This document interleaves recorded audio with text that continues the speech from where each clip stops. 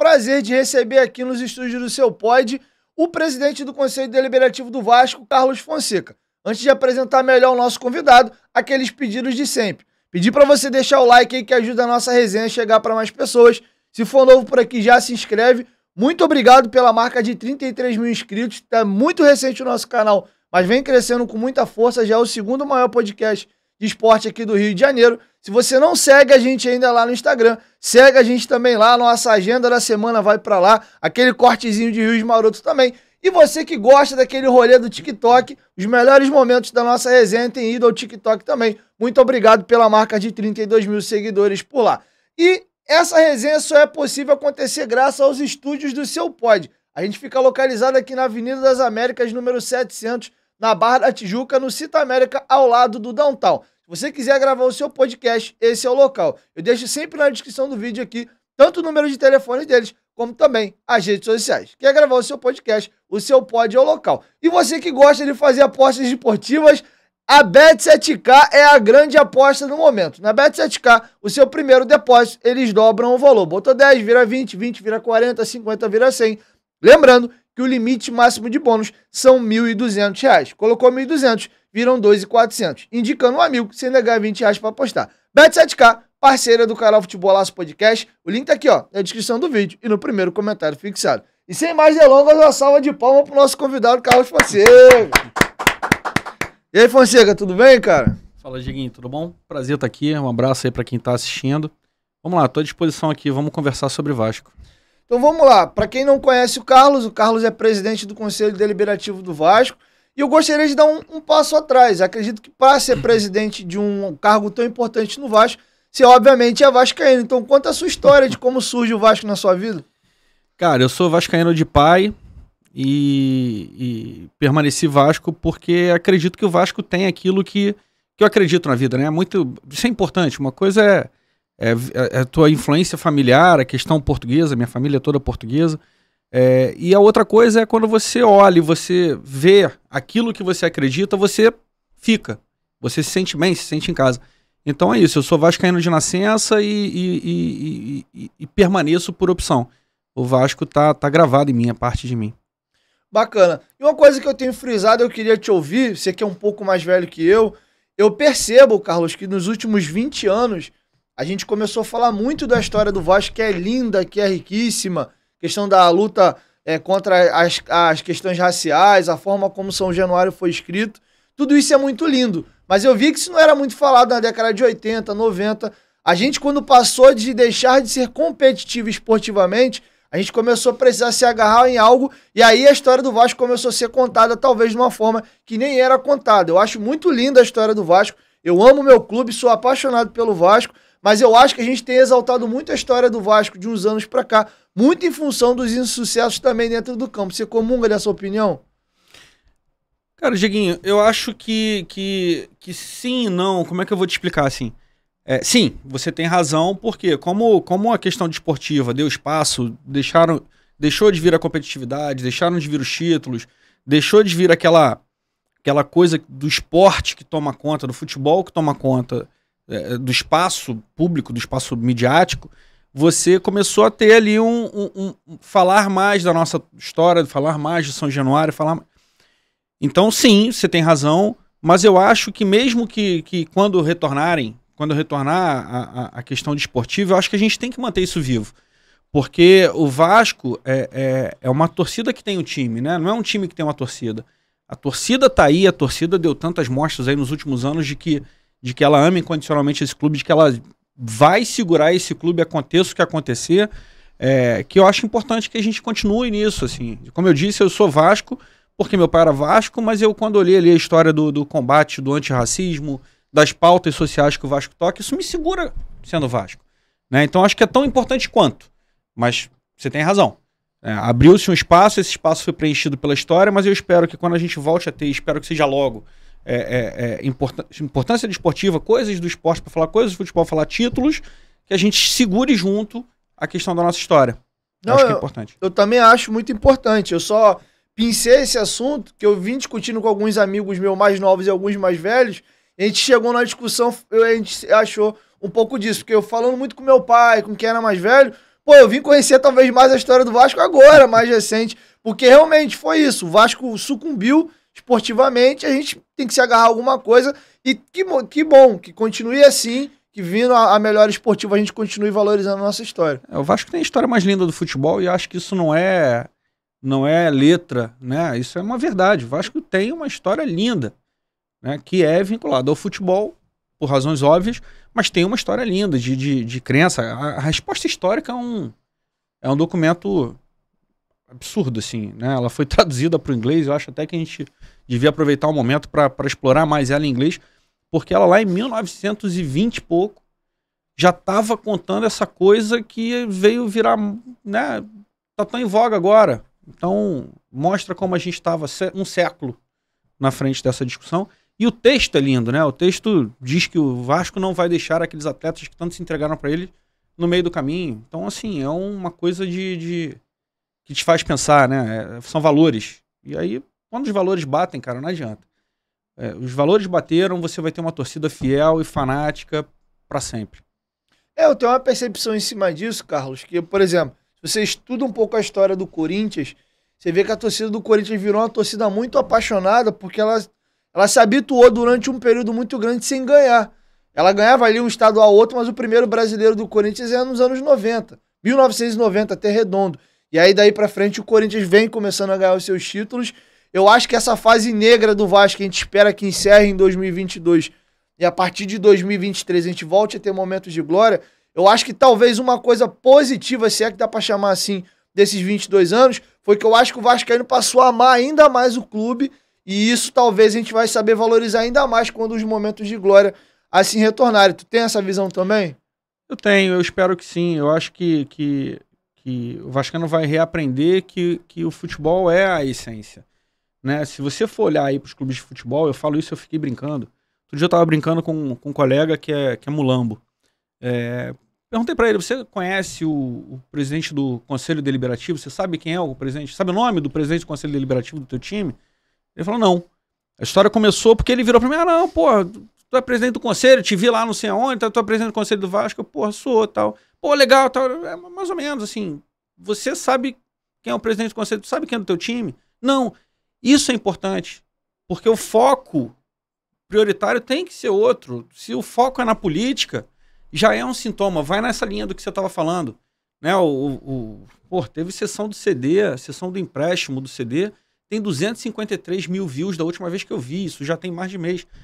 Assim, é um deslocamento de realidade que também vem nessa esteira do vácuo deixado pelo esporte, pelo futebol, né? Então, eu espero, eu gostaria de ser um presidente do Conselho Deliberativo desconhecido, porque é assim, na vida normal é assim, a gente tem que deixar de falar de política. A política ela existe, a política está lá, ela faz parte da vida, mas ela não pode ser o tema central quando você vai conversar sobre futebol. O tema central é o futebol, é o lateral direito, é o centroavante, é o cara que fez gol, é o cara que deu a reboladinha lá, como Edmundo, né? Então, assim, o tema principal de um clube de futebol é o futebol. Espero que a gente volte para essa realidade próxima. Eu concordo muito contigo, Carlos. E a coisa que mais me machuca nos últimos anos é o Dieguinho, torcedor, não é o Diego Rocha, apresentador do Futebol Nosso Podcast aqui, tem sido a política do Vasco. E uma coisa que me chateia muito, que da última eleição pra cá, e a gente entra na tua história da tua ingressão à Chapa da Mais Vasco e da última eleição pra frente, pra gente contar a tua história no Vasco, desde a última eleição, eu tenho percebido que a gente começou a criar torcedor de político. E com todo respeito, eu acho isso uma merda. A gente vê uma espécie de Lula-Bolsonaro dentro do Vasco, com Salgado de um lado, Levin do outro, que polarizaram muito ali a última eleição.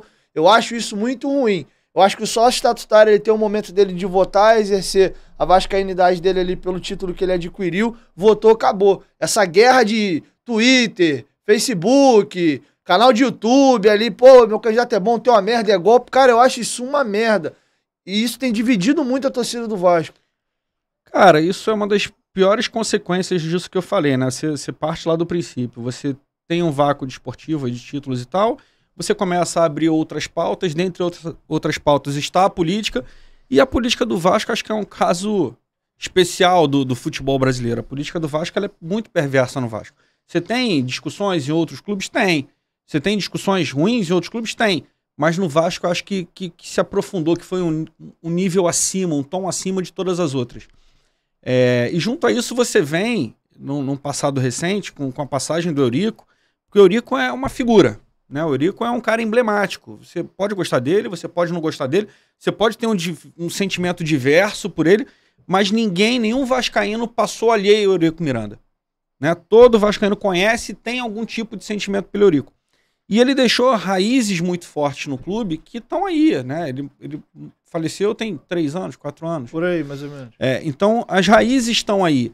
E esse sentimento de que ou você tá comigo ou você tá contra mim, eu acho que enraigou no vascaíno. Né? E aí você vai para essa questão política que eu concordo contigo. A gente tem que parar com isso, né? Você tá ali, tá disputando uma eleição, um ganhou, outro perdeu, aperta as mãos, segue a vida em diante. E não fica com esse discurso de que foi golpe, que foi isso, que foi aquilo, porque vai voltar, porque isso só serve para contaminar muito o próprio clube, para prejudicar o clube. Né? Você joga o nome do clube em discussões que afastam, querendo ou não, afastam pessoas da negociação com o clube. Aí eu vou pegar uma esfera empresarial. Você afasta, porque o cara vai querer vincular a marca, ele vai olhar onde que está a inserção da marca dele e, não está no noticiário correto, está na página errada do jornal. Né? Então isso acaba afetando, querendo ou não querendo. Vão dizer que não, ele está fazendo política. Mas não estou falando mentira. Né? Mas não estou falando mentira. Acho que é isso, acho que as pessoas têm que parar de se aproveitar de discursos, criação de narrativas tóxicas para às vezes ganhar engajamento ou satisfazer determinado nicho. Cara, vamos pensar no clube, no fim das contas é o que importa. Acho que o dia que o Vasco tiver campeão, vai estar todo mundo se abraçando, independente de para quem torce, né? Do candidato que torce. Então, vamos pensar mais no clube, vamos deixar de pensar tanto no umbigo. E eu vou te falar, ficou tão esquisito, Carlos, o Vasco nos últimos anos, que eu nem duvido esses caras que são mais radicais, vamos dizer assim, que esse cara torce até contra. Cara, eu gosto muito do Twitter, eu não sou... Eu detesto o Twitter de contrapartida. Eu tô um pouco mais velho, cara... TikTok, Instagram, eu não sou muito antenado, mas no Twitter eu gosto de ficar lendo. E você percebe claramente que quando o jogo tem um resultado positivo, uma parte silencia e outra parte fala. Quando o resultado é negativo, é o contrário. Não, quem tava calado vai... Cara, para, bicho. O que importa é a bola na rede pro Vasco. Não importa se é A ou B ou C. É o Vasco, é o nome do Vasco que tá ali, cara. Mas eu acho que essa ficha vai cair. Voltando à competitividade, eu acho que isso... Porque, na verdade, é a falta de pauta também, talvez. Né? Você não tem nada bom pra falar e você fala qualquer coisa, dentro de qualquer coisa você fala besteira. Eu acho que voltando coisas boas, você diminui bastante essa polarização, essa coisa estranha que acontece. Eu concordo. E agora, então, vamos começar o teu rolê político no Vasco. Você já participou de alguma parte política do Vasco antes da última eleição, onde você participou da chapa da Mais Vasco com o Jorge Salgado? Ou não? Você veio para essa primeira eleição e pretende continuar ou sair daqui para frente? Não. Minha história política no Vasco começou lá em 2008. Assim, por acaso, não foi nem política, não vou nem dizer que a política começou aí. Em 2008, eu tive condições financeiras, eu era torcedor de arquibancada, ia para arquibancada, e sempre ficava olhando para social, porra, bacana, social, do Vasco e tal. Em 2008 eu comprei o título e virei sócio no programa Vasco é Meu. E, cara, era aquele sócio que ia a jogo e que eu não vivia a vida política do... Em 2012, cara, foi quando caiu uma ficha pra mim que aconteceu comigo, que me chamou a atenção pra essa coisa. O Vasco classificado pra Libertadores, vou comprar ingresso, você não é mais sócio. Como não sou sócio? Não, tá aqui, você tá inadimplente, eu não sei quanto tempo. Não, mas tá no meu cartão de crédito. Não, pode olhar que não tá debitando. E pararam de debitar no meu cartão.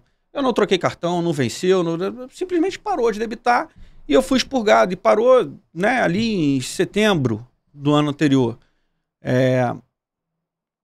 Aí bateu aquela, puta, me tiraram da eleição. E olha que eu nem ia votar, porque eu era alheio a esse negócio. Aí foi dando raiva. Aí eu peguei o estatuto.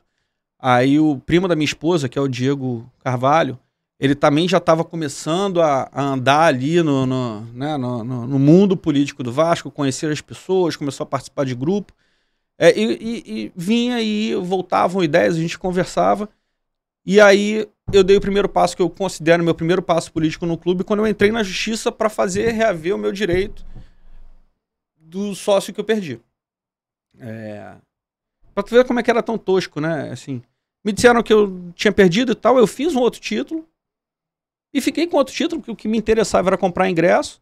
E aquilo ali ficou na minha cabeça, porra, mas tem alguma coisa errada, por quê? E aí fui ver, era questão política. Aí ali eu acho que ligou coisa de que, não, vou entrar para ver. O Diego naquela época estava na cruzada apoiando o candidato Júlio Brandt, que nascia ali, né, Sempre Vasco.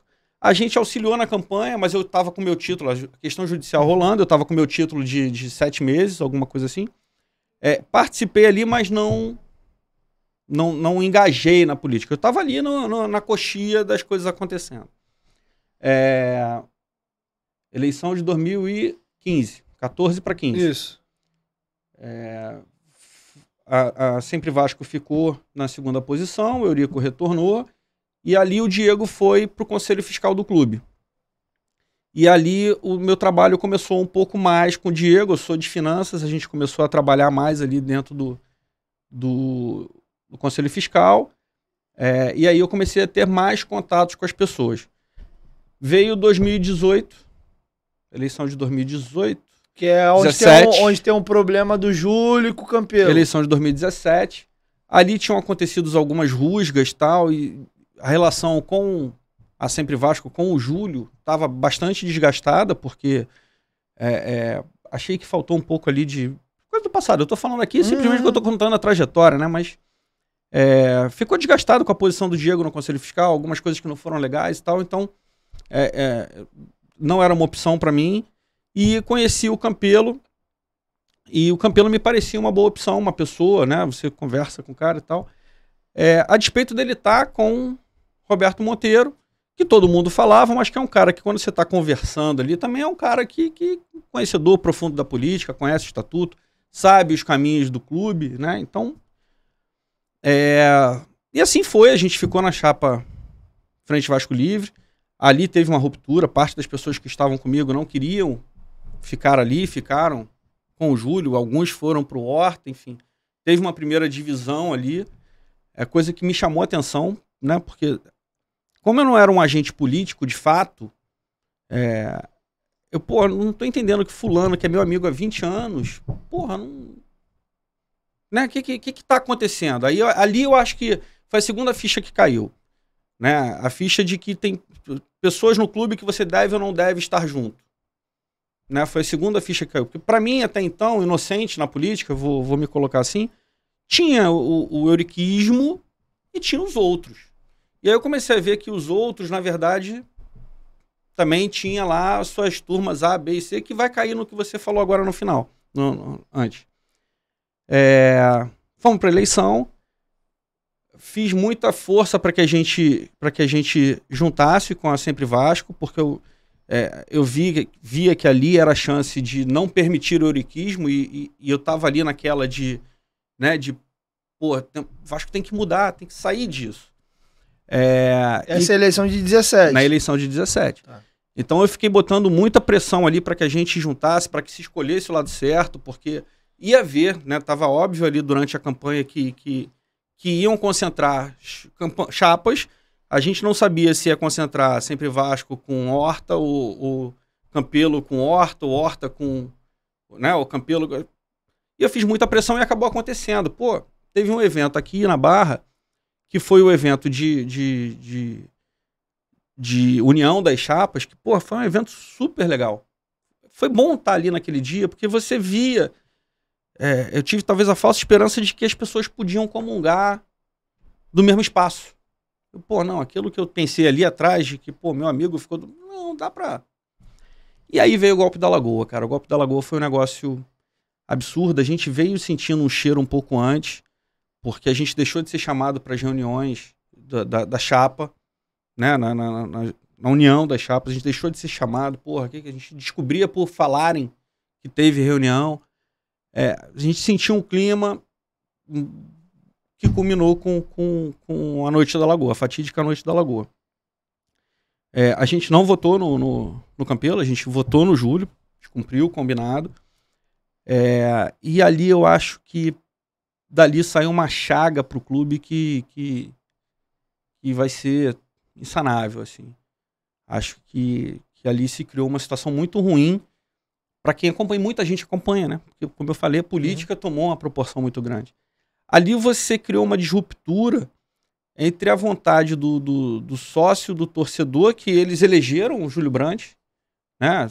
Se elegeu o Júlio Brandt, com a política do clube. Se mostrou e mostrou o quão forte era o euriquismo, porque no fundo foi ele que possibilitou a coisa.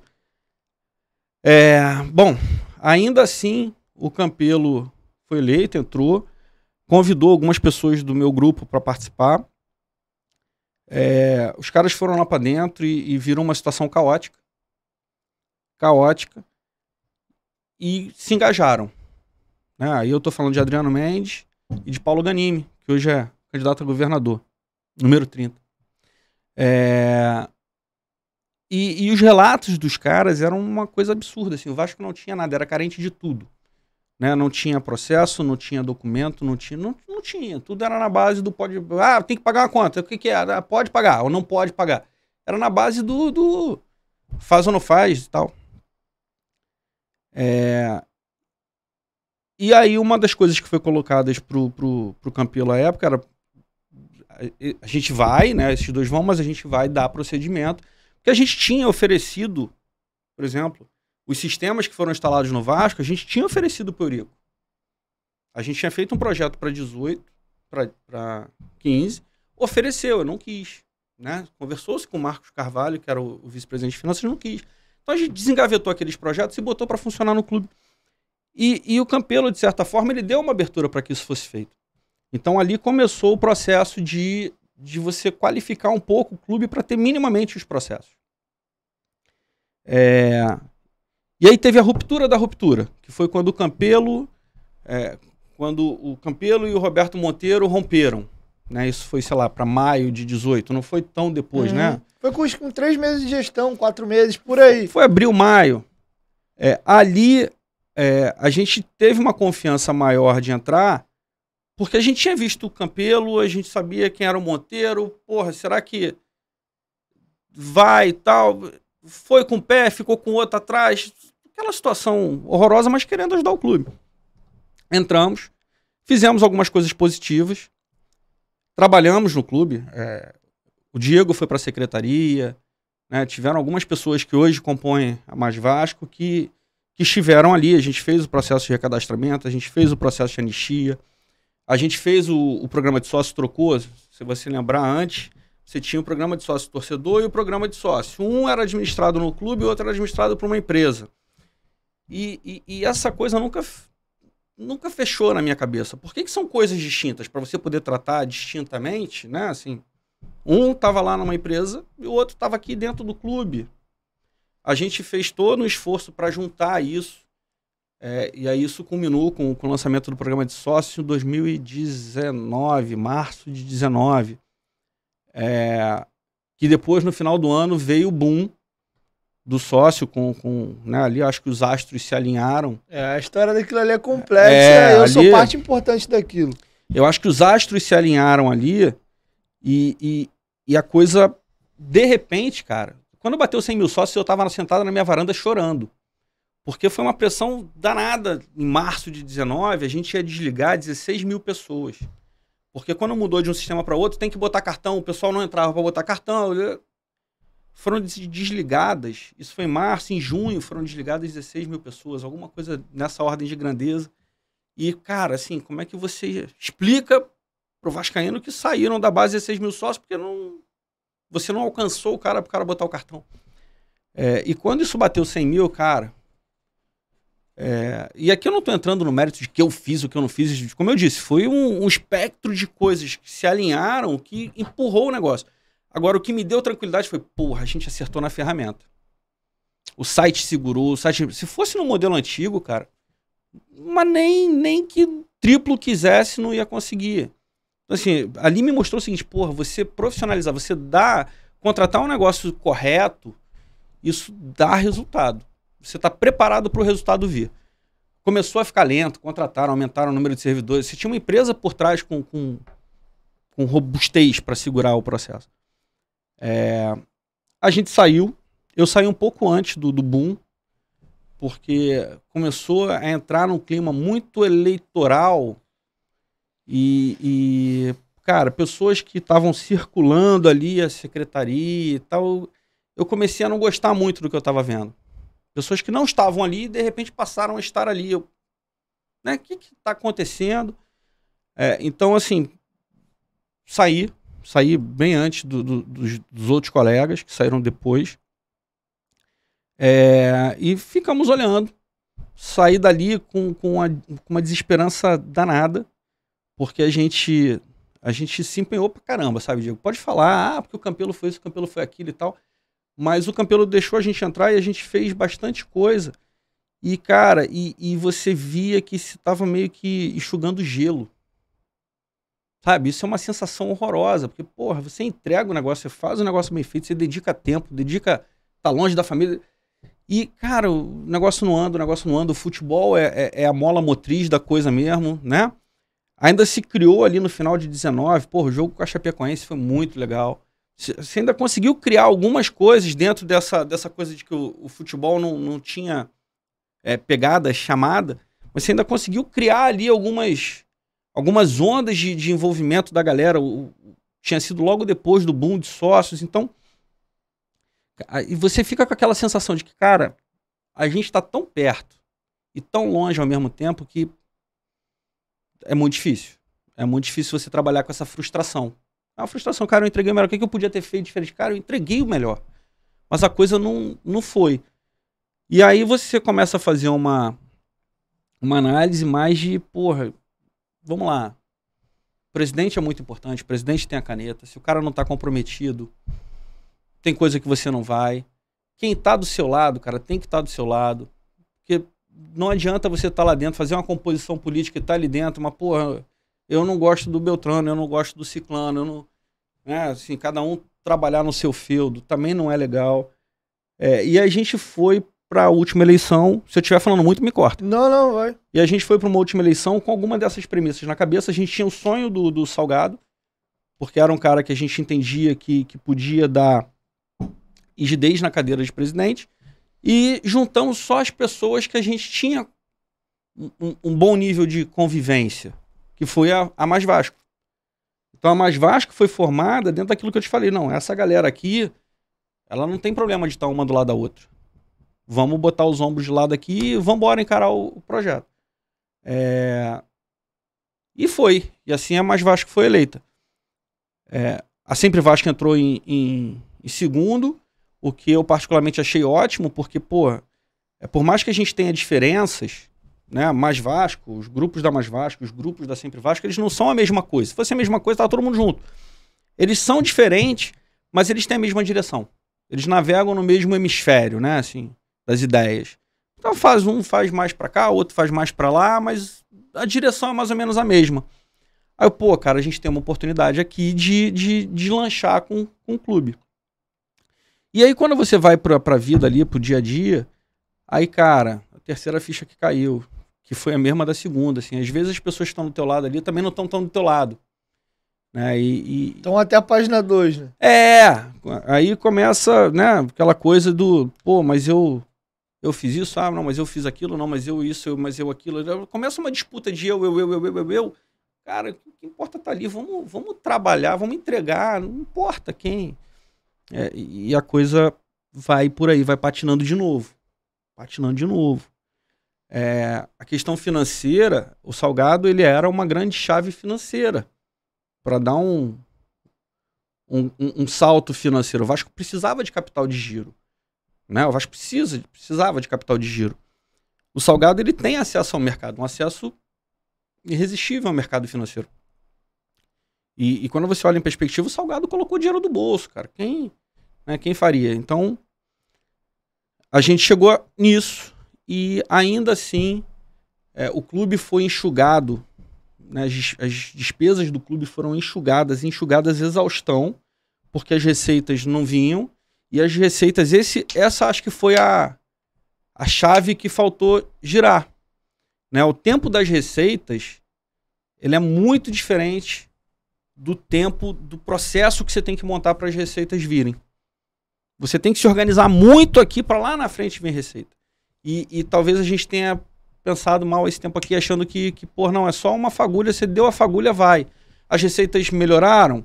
Se você olhar aí o histórico, sim, o programa de sócio melhorou, né? A bilheteria, fora 2020, que foi aquele caos por conta da pandemia, 2020 é um ano que você risca ali, mas que você risca só para efeitos de análise, mas que ele está lá no teu balanço, está lá na tua vida financeira.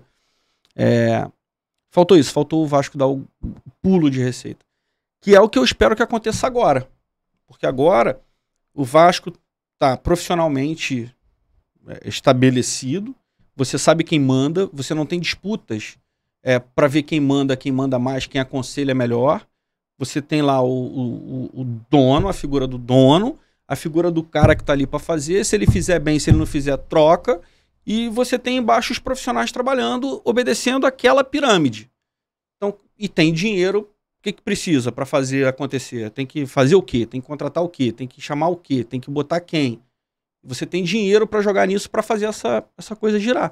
Cara, eu tô com uma expectativa absurda. Me pergunta daqui a 5 anos o que eu achei, porque eu acho que desses, e aí eu comecei a contar minha trajetória lá em 12, 13, né, com a coisa do início do pensamento político, com 15 a primeira eleição, 14, né, primeira eleição, até agora SAF. Cara, assim, boa parte dos desafios que eu vivi nesses quase 10 anos aqui, eu acho que eles se destravaram daqui para frente.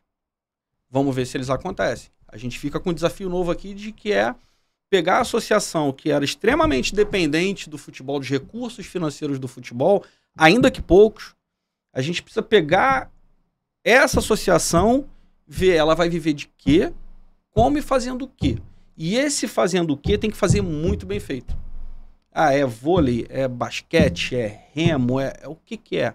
Né? Tá aqui, a página tá aqui, tá aberta, vamos escrever aqui o que é. Os principais assuntos que são inerentes à alma do Vasco, acho que foram endereçados. A escola vai ser mantida pela SAF. Né? Então, assim, o que a associação quer fazer para fazer bem? Porque vai vir aí as CNDs, vai vir, vamos poder captar recurso incentivado, lei de incentivo ao esporte. O que a gente quer fazer e tem que fazer bem. E talvez a gente tenha que copiar um pouco aqui mais o modelo profissional dali. Talvez seja mais fácil, porque eu imagino que você tenha que enxugar a estrutura. Não precisa mais ser tanta gente. Por que era tanta gente? Porque você precisa de muito apoio político. Né? Agora você não precisa de tanto. Você pode ter menos gente, mais coesão. Mais coesão, o objetivo talvez fique mais claro. E mais barato também. Mais barato depende. Se você for montar um basquete, você tem condição de montar um time. Não, eu tô dizendo que quanto menos pessoas, você falou o processo, menos pessoas, sim, mais coisa. Fica mais dinâmico, né? E mais barato também o custo. Eu deixei você falar bastante, Fonseca. Falei muito. Você pegou a tua trajetória do início e foi até o final da SAF. Então eu vou dar uns passinhos para trás que tem alguns assuntos importantes que eu gostaria de tocar. Primeiro, você foi me dando alguns detalhes do que você observou da eleição ali, da forma como o Campelo entra na rachadura com o Júlio, o euriquismo ganhando ali, a forma, inclusive, quando o Campelo ganha, a galera puxa um grito de Eurico lá no Salão na Lagoa. E o Otto de Carvalho foi meu convidado aqui na semana passada. E algumas coisas de bastidor político que o Otto contou que eu fiquei meio assim. O Otto revela que o Campelo entra naquela eleição de 2018, de 17 para início do treino de 18, o acordo era, o Eurico tinha aprovado a prova meio que na marreta, as contas dele na marreta de 15, 16 tinha sido reprovado e tinha o último ano dele de 17. Segundo o Otto revelou aqui na mesa, o acordo que o Campelo fez com o Eurico era, eu vou te ajudar a banda no julho, eu preciso que você aprove as minhas contas. Foi o que o Otto revelou, e assim foi feito o acordo, o Campelo entrou, aprovou as contas do Eurico, e teve o apoio político do Eurico para poder assumir. Você que estava de perto ali, você confirma essa teoria? Você viu exatamente isso? Cara, eu não sei se a teoria é exatamente essa, não. Foi o que o Otto passou aqui.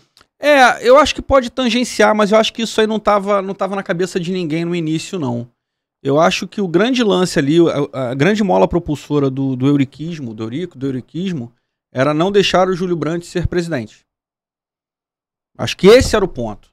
Ele faria talvez qualquer coisa para não deixar, porque aquilo ali talvez fosse a marca da derrota dele.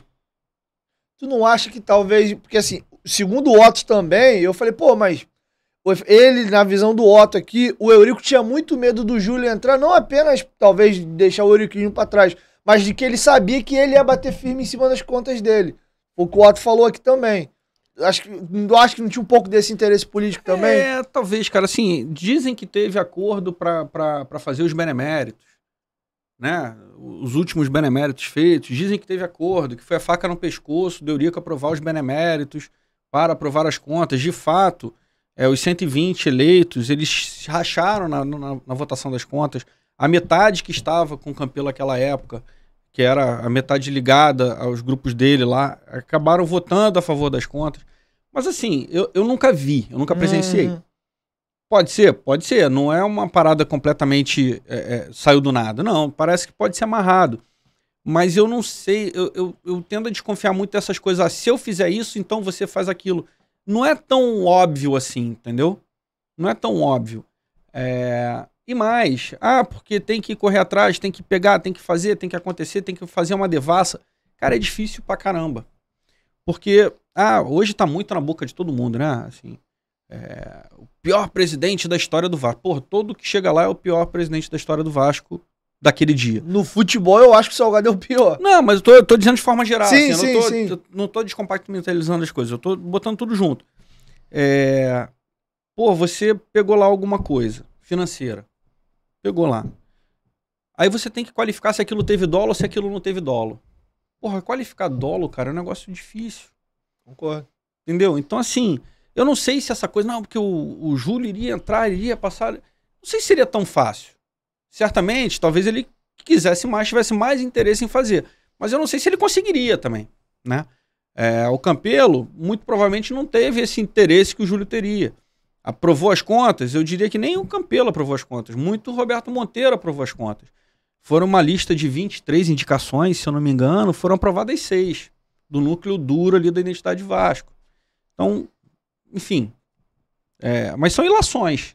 Eu não vi, eu não posso te afirmar, eu não posso te dizer, mas que os fatos estão ali, as contas foram aprovadas. Teve aquela discussão, né, assim, se é o balanço do clube ou não é o balanço do clube. Uma coisa como contador eu te afirmo, aquilo não é o balanço do clube. Isso eu te afirmo, o balanço do clube é aquele assinado pelo Campelo em abril. Aquilo ali são as contas. Se você olhar lá o último capítulo do estatuto, ele fala sobre a apresentação de contas, que são documentos que contam a história do que aconteceu no ano anterior. Dentre eles, como auxiliar, tem o balanço. Mas tem outras coisas. Ele é muito mais abrangente que o balanço. O balanço é só a fotografia final, né? As contas, elas mostram como é que as coisas aconteceram durante o ano. Por isso que o Conselho Fiscal, o Otto deve ter falado, vai para lá e fica olhando o movimento de caixa. O que entrou, o que saiu, o que entrou, o que saiu, o que entrou, o que saiu. É um trabalho de formiguinha.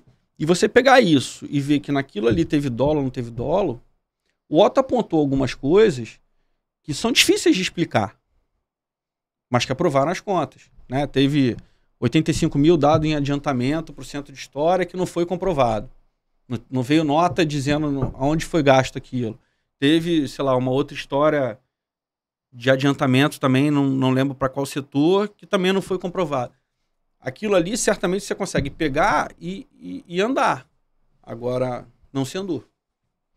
Uma outra situação, e aqui eu já dou uma opinião, não é nenhuma pergunta, eu acho que essa questão da política entranhar no torcedor começou aí, nessa eleição.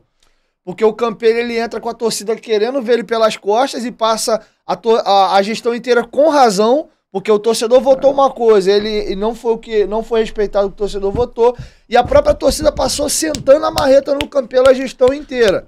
E aí já para outra eleição teve a questão do Levin e do Salgado também, então acho que a política no torcedor, ela chegou muito forte depois do racha do Campelo com o Eu Júlio. acho que foi a origem. A questão do Levin Salgado, eu acho que é uma questão jurídica. Não é uma questão de afetiva, vou chamar assim. Aí você já é pra frente do papo. Vou voltar aqui atrás um pouquinho antes. Outra coisa que o Otto falou aqui, você falou que te assustou quando você entra na gestão do Campelo, que as coisas não tinham processo, era uma bagunça danada, ele paga aqui, paga ali, não pode pagar.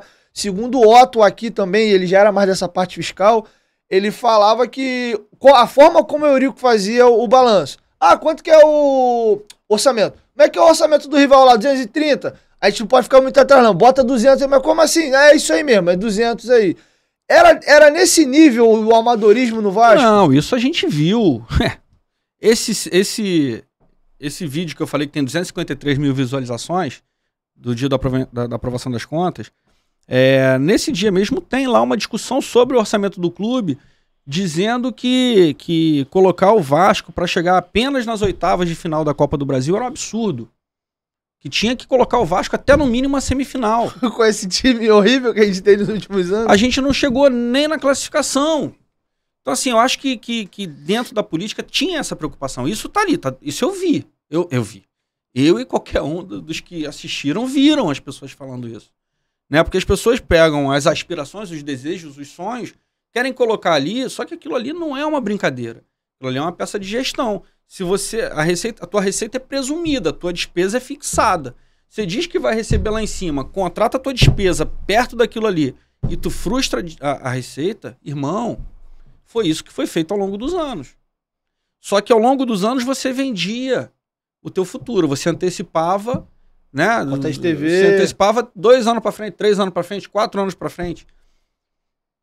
Hoje o contrato não foi renovado, o contrato vai até 24, você não tem mais para frente para antecipar. Por que o Vasco e outros clubes estão sufocando financeiramente? Porque você não tem mais futuro. O teu futuro está batendo ali, tu está chegando na parede do futuro. Até sair o contrato de TV, você não tem mais futuro, é 2024. Então não tem mais o que antecipar. E aí, não, mas tem que trazer dinheiro, tem que trazer com qual garantia? Né? Como? As pessoas, não, porque essa gestão botou a faca no pescoço para aprovar a SAF. Não, cara. Não tem mais receita para receber. A receita é do programa de sócio, 35 milhões por ano no melhor momento. 35 milhões por ano faz o quê? 35 milhões hoje mensal é a folha de futebol do Flamengo.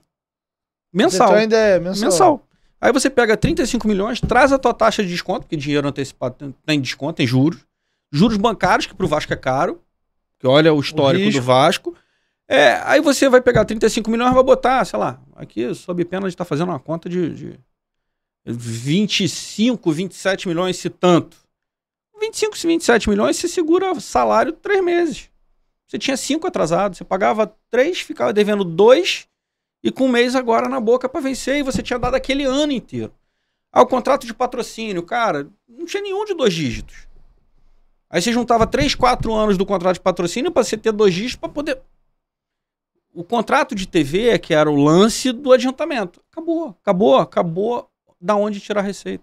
Acabou. Receita não, desculpa o ato falha aqui. Da onde tirar dinheiro? Você tirava o dinheiro das tuas receitas futuras. Você comprometeu o futuro ali para viver o teu presente e viver esse presente que a gente vive há 20 anos com o soluço lá de 2011. Então, assim, espero que isso tenha ficado para trás. É a minha esperança.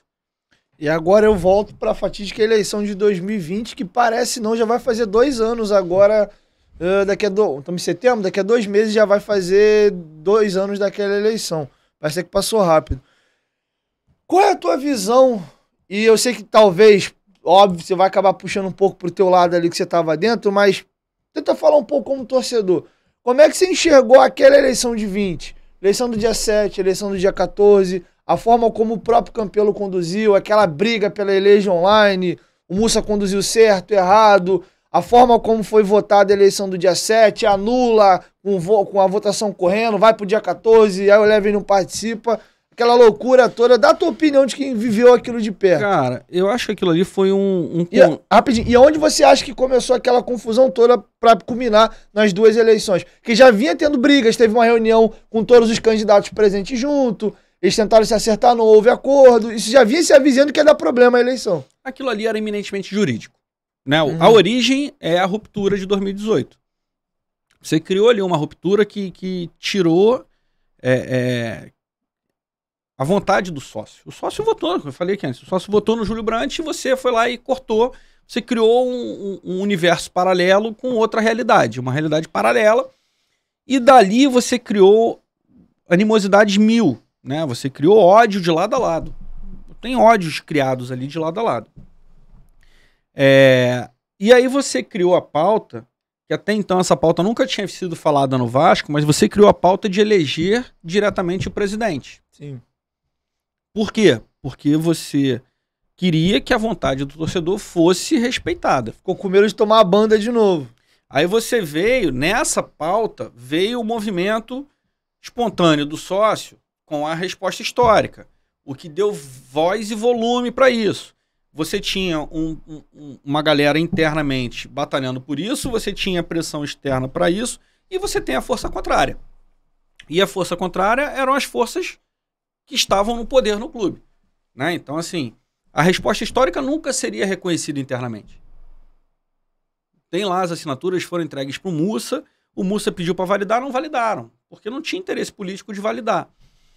E aí o Mussa começou a via crucis dele com a questão da eleição direta, que foi uma alteração de estatuto em agosto de 20, se eu não me engano.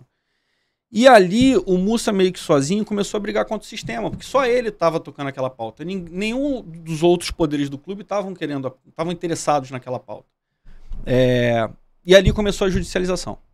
Naquele momento, agosto de 20, a gente estava no meio da pandemia, você tinha uma lei que garantia a votação online, e assim foi feito, com discussão judicial, mas assim foi feito, se chegou no final. Aqui eu não elege ou não eleja, ou qualquer outra do coisa. Acho que a gente se prende muito no nome. Uhum. A questão ali era ser a votação online. Por quê? Porque com a votação online, você faculta a quem não está a fim de entrar na confusão a votar. Né? Pô, eu não vou lá. Né? Tem gente que adora. Eu até acho legal o dia de votação no Vasco. Acho bacana. Eu acho perigoso. As eleições para trás... Você pega ali a do Alagoa, vem vindo pra trás, era histórico de porradaria. A última teve tiro, a do dia 7 teve uma porrada. Quando o oficial de justiça chega, dá uma briga nos bar ali, tiro pro alto. Eu me escondi atrás de uma barraquinha daquela ali, que, porra, era uma chapa. Sem sacanagem, a barraquinha tem uma chapa mais fina que isso aqui. Eu fiquei lá atrás, crente que aquilo ali ia segurar minha vida se viesse uma bala ali. Assim, tem gente que não topa isso. Eu acho que tem uma coisa prosaica ali de você ir, de estar todo mundo junto, de ter o corpo a corpo, da galera se encontrar, bater papo, né? Muitos coroas vão ali para se encontrar e bater papo. Isso é prosaico, isso é bacana. Tem essa parte mais arriscada. E nessa parte arriscada muita gente não vai. Eu lembro de um ano que teve uma briga logo no início, 2017. Teve uma briga logo no início. 9 horas, pum, porrada estanca. Pra quê? Por que isso? Né? Isso tava lá no cronograma de alguma das chapas, tava lá no cronograma, 9 horas da manhã, porrada, para já criar aquele clima e já afastar de vez quem tava pensando em ir. Né? Só vai mesmo aquele cara que vive o clube. O cara que vem aqui para dar orelhada não precisa vir. Acho que esse era o pensamento dominante. Quando você vai para uma discussão de voto online, o cara que quer dar a orelhada dele, é o cara que vive o clube lá, que não tá metido na política, mas para certa galera. No Vasco tem muito esse parâmetro, né? Muito essa régua. É mais vascaíno que menos vascaíno. Tem essa régua. Eu recebi de um conselheiro, porque minha vascainidade e tal, aí eu fiz uma cartinha para ele falando sobre a minha vascainidade. A minha vascainidade, como eu disse, até 2008, não era nem de ser sócio. Eu ia lá para arquibancada. Na final da Libertadores, cara, eu comprei ingresso porque estourou um rojão na minha frente. O cara da minha frente tava com a perna sangrando, você quer? Eu vi o buraquinho da bilheteria. Todo mundo correndo, eu meti o braço na bilheteria para comprar ingresso. Entendeu? Então, assim, a minha história de Vasco é uma história que não passa pelo corredor político, pela social. Ela começa só em 2008, e mesmo assim sem frequentar, até 2013. Então essa era a pauta. Os poderes estabelecidos não queriam, o Mussa comprou essa briga sozinho, dentre os poderes, tinha muita gente apoiando. E ali foi a primeira votação, teve liminar, teve tentativa, teve aquilo tudo que a gente conhece de Vasco. Aprovou-se. Vamos para a eleição. Para a eleição, você já tinha uma reforma da Lei Pelé, dizendo que é assegurado, que eu não estou inventando, cara, está escrito lá, assegurará o voto não presencial. Ele não assegura o voto eletrônico, ele assegura o voto não presencial. Pode ser uma carta, pode ser voto não presencial. Você tem aí países, Estados Unidos, você vota por correspondência. Você preenche lá o fichão, manda, o cara pega aquilo e conta. Imagina como seria isso no Vasco. Mas a lei diz, assegurado, né, assegurarão, é o termo da lei, o voto não presencial. Cara, tá na lei. E o Mussa quis assegurar o que a lei previa com o voto eletrônico. E aí começa.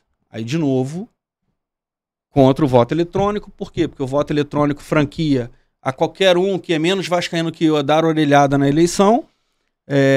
Não. Eu quero ver a listinha aqui, eu quero ver as pessoas aqui, eu quero ficar parado lá na porta do estado, do ginásio, cumprimentando todo mundo. Eu quero intimidar, eu quero fazer arruaça, eu quero fazer isso, eu quero fazer aquilo para que as pessoas que são contra mim não apareçam. Pensamento coletivo aqui, né? Assim. E o Mussa, de novo, vai contra isso, e aí se estabelece a discussão. Esse foi o tema central. E aí, cara, assim... Eu digo que é uma discussão, não é uma discussão de amor e ódio. A discussão de amor e ódio foi aquela gerada lá em 2018. A discussão salgado, leve, é uma discussão jurídica. Está na lei, o clube assegurou pelo seu presidente da Assembleia Geral a lei, e aí na sexta-feira, véspera da eleição, 9 horas da noite, sai uma decisão de um desembargador dizendo que a eleição ia ser sábado ali, menos de 12 horas para o início da eleição. Cara, como é que você leva uma eleição? Como é que você bota uma chapa numa eleição com menos de 12 horas? As chapas da Mais Vasco foram rodar 1h da manhã. A gente foi bater na porta de um cara que conhecia, tinha um amigo que tinha uma gráfica, pro cara abrir a gráfica para fazer. 1h da manhã tava printando chapa. Como que você bota uma eleição para rodar? Ah, mas tinha candidato que já estava com 4 carros de som que na manhã do dia anterior já estava reservando espaço. É óbvio que eu tô contando a história que eu vi.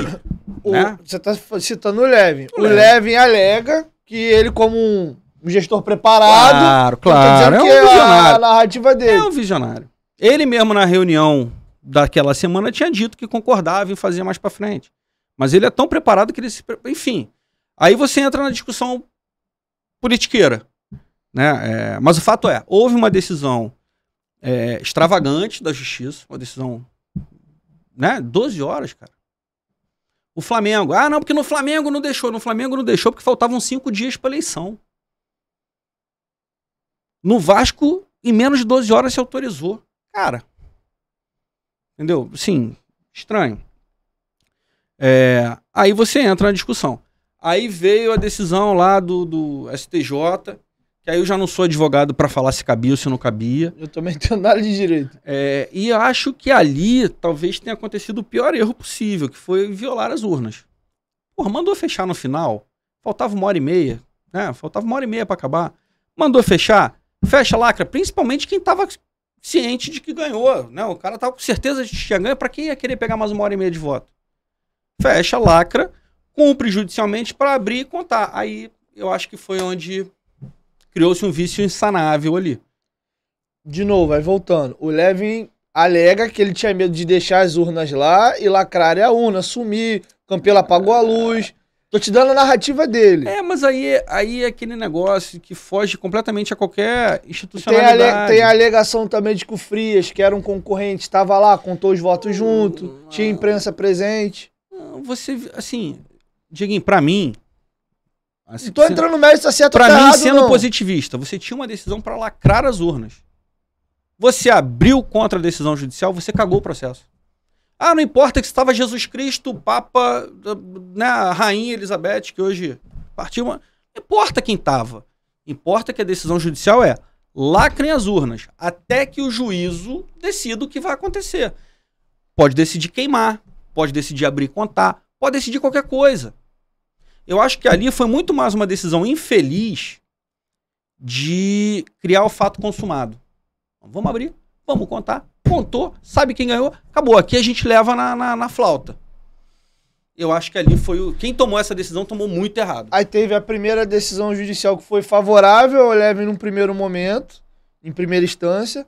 Depois sobe, aí é onde vem a derrota. Não, aí... Num primeiro momento, Camilo Rulieri dá favorável ao Levin. Não. Na história das decisões, o Rulieri deu a deu a decisão para ser no sábado. Presencial no sábado. Teve, interrompeu. Aí teve a decisão do STJ. Aí essa decisão do STJ foi para a turma do STJ, a turma do STJ entendeu que não deveria ter sido tomada a decisão ali. Devolveu para o Rio. Essa deve ser essa que você está falando que foi favorável ao Leve. Foi marcada para o dia 14. Que aí veio e voltou para o Rio. Quando foi contar a vitória do Salgado, derruba e veio uma favorável ao Leve. Aí nesse ponto que eu tô falando. Então. Volta a valer do dia 7. Não, e ficou assim teve até dezembro. Foi, pô. Teve a do dia 7. Não, encerrando... não teve favorável. Ah, teve. Bom, vamos lá, deixa eu te passar a cronologia. Teve a do dia 7 com a decisão 12 horas para mandar a eleição. A eleição transcorrer até quase o final, vem o oficial de justiça, paralisa. Aí todo mundo vai embora, o Campelo apaga a luz, o Frias e o Levin lá e mais a galera conta o voto. Beleza. Aí tem uma mudança na justiça, tem a eleição do dia 14. Conclama o Salgado presidente. Na hora de finalizar, vem uma nova decisão. Que nessa nova decisão volta a valer a eleição do dia 7. Que fica até uma mas nova... essa decisão que eu tô falando é a decisão do STJ que sustou a decisão do sábado, dia 7. Dia 14... O STJ sustou o sábado. Então vamos fazer outra, fica valendo aquela que o Mussa tinha marcado no dia 14. Foi pra eleição no dia 14. À noite, né, no final, na contagem ali... Foi ali, parecido. Saiu a decisão do STJ que sustou a primeira. Ou seja, neste momento, temos duas eleições que se concluíram, qual que vale? Aí ficou aquela para dezembro, qual que vale? Mas, como eu te falei, eu acho que já teve um vício insanável na primeira, que foi a coisa de ter aberto a urna. Aquilo ali, cara, assim, por mais que tivessem anulado do dia 14, teria que ter sido feita a outra, porque aquela ali não dava mais para ser verídica, entendeu? E agora uma pergunta que se fazia muito dentro da torcida e essa narrativa foi construída. O Levin alega que não participou da eleição do dia 14 porque já tinha um acordão entre a Mais Vasco, que é sempre Vasco, de caso ele participasse, já se sabia mais ou menos a quantidade de quantos votos cada chapa tinham e na junção das duas ele não venceria. Deixa eu só concluir. Aí ele diz que, respeitando os associados que foram lá, votaram, uma votação expressiva, ele não concorre. Aí agora eu vou te dar a oportunidade de falar a sua visão de quem participou do processo. Existia essa possibilidade de uma junção das chapas como ocorreu entre Campelo e Júlio na anterior e o Horta na reta final abre para tirar o Eurico? Não, possibilidade de junção das chapas zero, porque o processo já tinha começado, as chapas já estavam lá. Então você não podia mais mexer nas chapas. As chapas eram as mesmas que foram escritas no início. Então não haveria junção. O Campelo, inclusive, nem concorreu, tirou o time dele de bloco. O Campelo Vou tirou. só organizar a eleição, já sabia que não tinha voto. O Campelo tirou. Por quê? Porque, na verdade, o dia 7 acabou valendo de uma grande enquete. Você viu ali o potencial das pessoas, mais ou menos. Né? Por quê? Porque, vamos lá, a gente não botou no dia 7 70% dos votos que a gente tinha contado. Eu sou testemunha disso. Tinha um colega meu que estava com a mãe, viajando, ele voltou ao Rio para votar, e foi embora de novo com a mãe. Tava em Minas com a mãe, em Águas de Lindóia. Ele veio, ele tava tão puto que ele veio pra votar e voltou pra Minas. Botou a véia quase 6 horas no trânsito, mas pra vir votar porque ele ficou indignado. Outros tantos não vieram. Entendeu? O pessoal do voto à distância, votou o cara lá da Noruega, sei lá, da Antártida. Esse cara não ia votar no dia 7. Não tinha jeito. Entendeu? Então a gente não conseguiu botar na urna 70, 60, 70. Isso porque a gente fez uma mobilização pesada. E aí ficou ao longo do dia inteiro aquela discussão, não, tô na frente. Que o Levin tava na frente, todas as bocas de urna estavam dando. Mas havia uma discussão do segundo. Tô na frente não, tô na frente eu, não, tô na frente eu, tô na frente eu. Quando saiu ali o tira-teima, era óbvio, e aí não precisa ter acordo, era óbvio que as pessoas que não queriam que o A ganhasse iam escolher o cara que teve mais voto entre B e C. Não precisa ter acordo. Vão os 3. Porra, eu voto no Júlio, mas não quero que o cara entre. Então eu vou votar nesse aqui.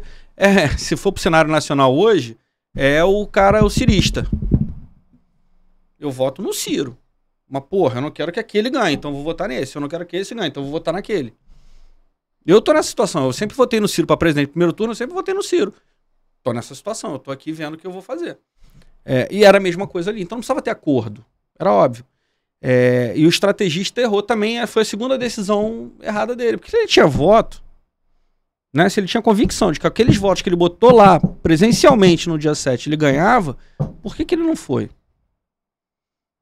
Porra, em tese, e somente em tese, se é eletrônico, você tem mais chance de botar mais gente.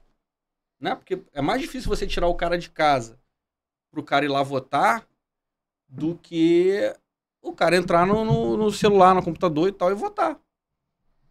A narrativa que o que ele diz é que em respeito a quem votou no dia 7. Não tô entrando no mérito de certo ou errado. São Até porque eu odeio política, não apoio ninguém. A vida é feita de decisões, cara. Eu acho que foi de novo, foi a segunda decisão errada. Pra mim, a primeira decisão errada foi vamos abrir, né, as urnas do dia 7. A segunda decisão errada foi não vamos participar. Se tivesse participado, podia ter ganho, podia ter perdido. Se tivesse perdido, tinham 30 lá. Não ficou nem como oposição. Ou nem ganhou, nem ficou como oposição. E aí hoje eu vejo aí os colegas youtubers da vida fazendo... porque essa oposição que não é oposição... Pô, foi o pessoal que foi pra urna. É mais alinhado, menos alinhado, é o pessoal que foi pra urna. Entendeu? Porque se diz muito que a Sempre Vasco é uma oposição que não é oposição. Mentira, a Sempre Vasco ela faz o que a oposição sempre fez, com uma diferença de que eu tento dar um pouco mais de espaço. Então você vê, a gente tem o estatuto rodando. O Renatinho é o responsável, ele agora está fazendo a revisão, porque o estatuto ficou pronto antes da SAF. Agora tem a SAF, tem uma realidade que mudou ali. Então o Renato Brito está pegando o que está pronto e está revendo para essa realidade pós-SAF. Entendeu? Tá lá com os caras. É diferente, porque assim, eu também fui minoria, também sei as dores que sofrem, e a gente vai tentando dar espaço aqui, dar espaço ali. Mas são oposição, vira e mexe, vem uma porrada no futebol, então tá fácil de bater. Bem fácil, diga-se de entendeu? passagem. Então assim, você vai ver, tem sempre um cutucão, tem sempre uma rusga, mas é da vida. Eu acho que isso é uma coisa e tá lá, tentando construir um Vasco melhor no dia a dia, é outra. Né? Uma coisa é eu estar torcendo ali, não torço contra, mas se estivesse do outro lado eu ia dar uma chegada junto, dar uma cobrada também. Gente nossa, o Otto mesmo tem feito um papel importante nesse sentido. Eu sou mais um cara de bastidor.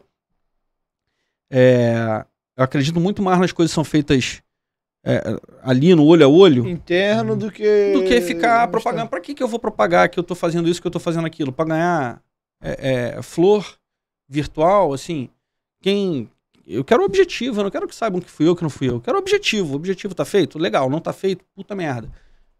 O ônus eu vou ter de qualquer jeito. O bônus não precisa ser meu, pode ser, deu certo. Então acho que é isso, assim, como eu disse lá no início, a gente e os grupos da Sempre Vasco, a gente navega no mesmo hemisfério ali. Tem visões diferentes? Tem, porque senão seria uma coisa só, mas tá próximo. Então não tem problema nenhum de entregar o estatuto ao Renatinho, que eu acho que é um cara super competente. Não vai porque ele é da oposição. Pô, para com isso. Né? Foi isso que nos trouxe até aqui, até hoje, dessa forma. Então para com isso, deixa o cara fazer, ele é competente, ele conhece, ele sabe, ele tá entusiasmado para fazer. Deixa o cara fazer, porra. Para com isso, para de pensar no quem vai colher o louro. Porra. Vamos fazer o negócio. Acho que é isso, cara. Enfim. Mas eu acho que essa última discussão é uma discussão muito mais jurídica. E aí, jurídico, meu irmão, a gente tem a tese vencedora até o momento. A gente mais Vasco, a gente tem a tese vencedora até o momento. Paciência.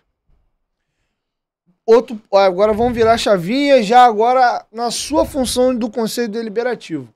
Eu lembro das reuniões do Conselho Deliberativo da gestão Alexandre Campelo. Uma teve até que o Euriquinho quase sai na porrada lá, e nego separa, o pau comia. Eu queria te perguntar como tem sido presidir e coordenar as reuniões do Conselho Deliberativo de uma forma meia híbrida, né? Uma galera online, outra galera presencial. E queria te perguntar também se a Vasco TV tem sido fundamental nesse processo, porque talvez algumas coisas, como está sendo filmado, certas pessoas fariam e não faz porque está gravado, ou até o contrário, sabendo que está sendo filmado, aí às vezes a pessoa quer aparecer. Como tem sido presidir as reuniões do Conselho Deliberativo, já com o advento até da Vasco TV, junto as duas coisas? Cara, vamos lá. Estar na presidência do CD é um desafio, né?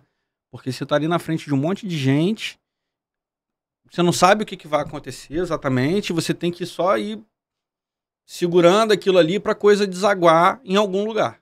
você não controla, depende. Essa coisa de oposição, talvez fosse mais fácil se situação e oposição. Votou, foi, acabou, chora. Como foi por muito tempo.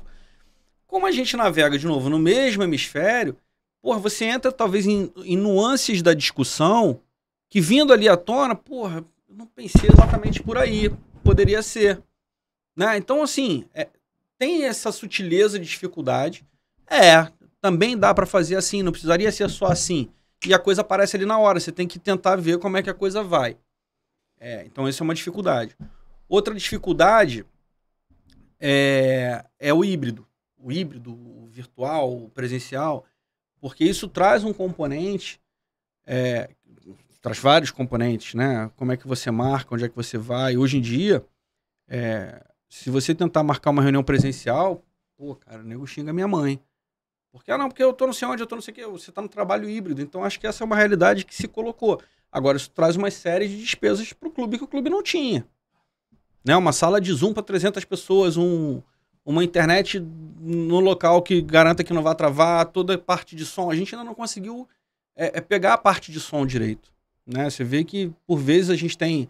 O conselheiro deixa o microfone aberto. A gente tem pessoas mais velhas no conselho. Né? Então teve uma vez que o cara ficou bem chateado comigo, porque eu falei, quem for contra, levanta a mãozinha e tal, aí o cara tá assim, você não me contou.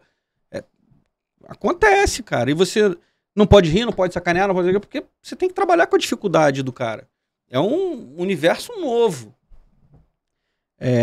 Então essas são as partes mais difíceis, né? Tem que lidar com isso meio que no susto e sem... E sendo o primeiro, né? Que os presidentes anteriores eram um modelo presencial puro. Teve no final do último mandato, eu era conselheiro, teve no final do último mandato reuniões virtuais por conta da pandemia. Mas era na base do vamos lá e tal, vamos botar para votar, né? Maioria, situação vota, oposição reclama. Então, você entrava ali, você já sabia o que ia acontecer, você ia lá, se manifestava e acabou. Agora não, agora a gente tenta fazer uma coisa que funcione. E aí entra o sistema de votação também para as votações no CD, o que eu acho que garante credibilidade para as votações que são feitas no sistema. Eu tentei fazer, para todas as votações mais complicadas, ou eu chamava nominalmente, fulano como vota, Beltrano como vota, ciclano como vota, ou pelo sistema, que fica registrado. A exceção de ato, uma coisa ou outra que é mais en passant, aí é por manifestação contrária. Mas o sistema trouxe muito, também foi um ponto positivo. O sistema foi um ponto positivo, mas também traz custo. A Vasco TV, aí eu tenho uma dicotomia aqui, né? Eu achei bom, porque, por um lado, você amplia o acesso à discussão política do clube, que é o que está acontecendo no clube. Isso é legal para quem está interessado em ver política do clube. O lado negativo para mim dado aquele cenário que a gente pintou antes, muita gente está querendo ver. Entendeu? Pô, o assunto do clube não é esse aqui não. Vai lá ver a entrevista no CT hoje de tarde, vai ver o treino, vai ver o jogo da molecada. O Vasco é isso aqui, não é aqui. Aqui é... Eu acho que são as duas coisas. O que me preocupa é o excesso de política e a politização em excesso, mas eu acho que a política ela faz parte e muitas das coisas o torcedor passou a entender melhor, talvez pela falta do futebol, mas a gente começou a entender um pouco mais quem são as pessoas dentro do clube, separar um pouco o joio do trigo. Mas, Dieguinho, eu confesso pra você que ver um vídeo do CD com 253 mil visualizações... Me assusta, cara. Eu também acho. Me assusta. Eu acho que é legal por esse aspecto. Você dá o direito de quem quer ver, o conteúdo, quem quer ver, tal, mas eu acho que tem muita gente que não quer ver que tá vendo, porque é o que tem pra ser consumido. Né? Então, aí é o que eu falei, volta na falta do futebol. É isso, então é positivo, porque você abre ali, o clube não é uma caixa preta. Isso foi muito importante pro processo da SAF, cara.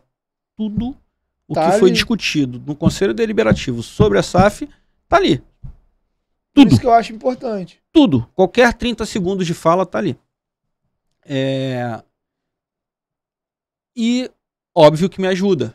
Me ajuda porque eu acho que poda. né, um rompante, uma fala mais agressiva, princípio de tumulto. As pessoas estão mais preocupadas também com a sua imagem, com o que vão pensar dela. Todo mundo se preocupa, né? Então eu acho que isso também me ajudou a ter um CD mais tranquilo nesse sentido. O outro realmente era uma coisa... Tanto que a gente vê vazado depois, de quase mesmo, literalmente saindo na porrada. Enfim. Eu acho que isso tudo ajuda. No fundo, assim, eu acho que o conselho está fazendo um bom trabalho. Né? Eu tô falando do conselho, não tô falando do presidente do conselho. Né? Porque a gente está conseguindo tocar pautas importantes para o clube. E a minha expectativa é que a gente consiga concluir esse mandato com o estatuto revisto, com alguns regimentos revistos. A gente já reviu parte dos normativos do clube e está concluindo agora para a gente entregar um Vasco na vanguarda do que se tem de mais novo, de compliance, de integridade e tal. E as pessoas confundem um pouco, né? Ah, não, porque querem botar o código de ética, que é pra podar o youtuber, que é pra podar não sei o que. Cara, não é. Não é para podar. Mas se o cara chega e chama o Salgado de agiota, o outro de sei lá, de ladrão, o outro... Cara... isso aí na vida normal tem processo civil. É isso, assim... E não é... Cara, isso é geral, tá? É isso que vocês estão falando de vocês... A galera que se envolve com a política, ele ataca. Eu, por exemplo, sou atacado, atenção vascaína. Mas é isso que eu tô falando, assim.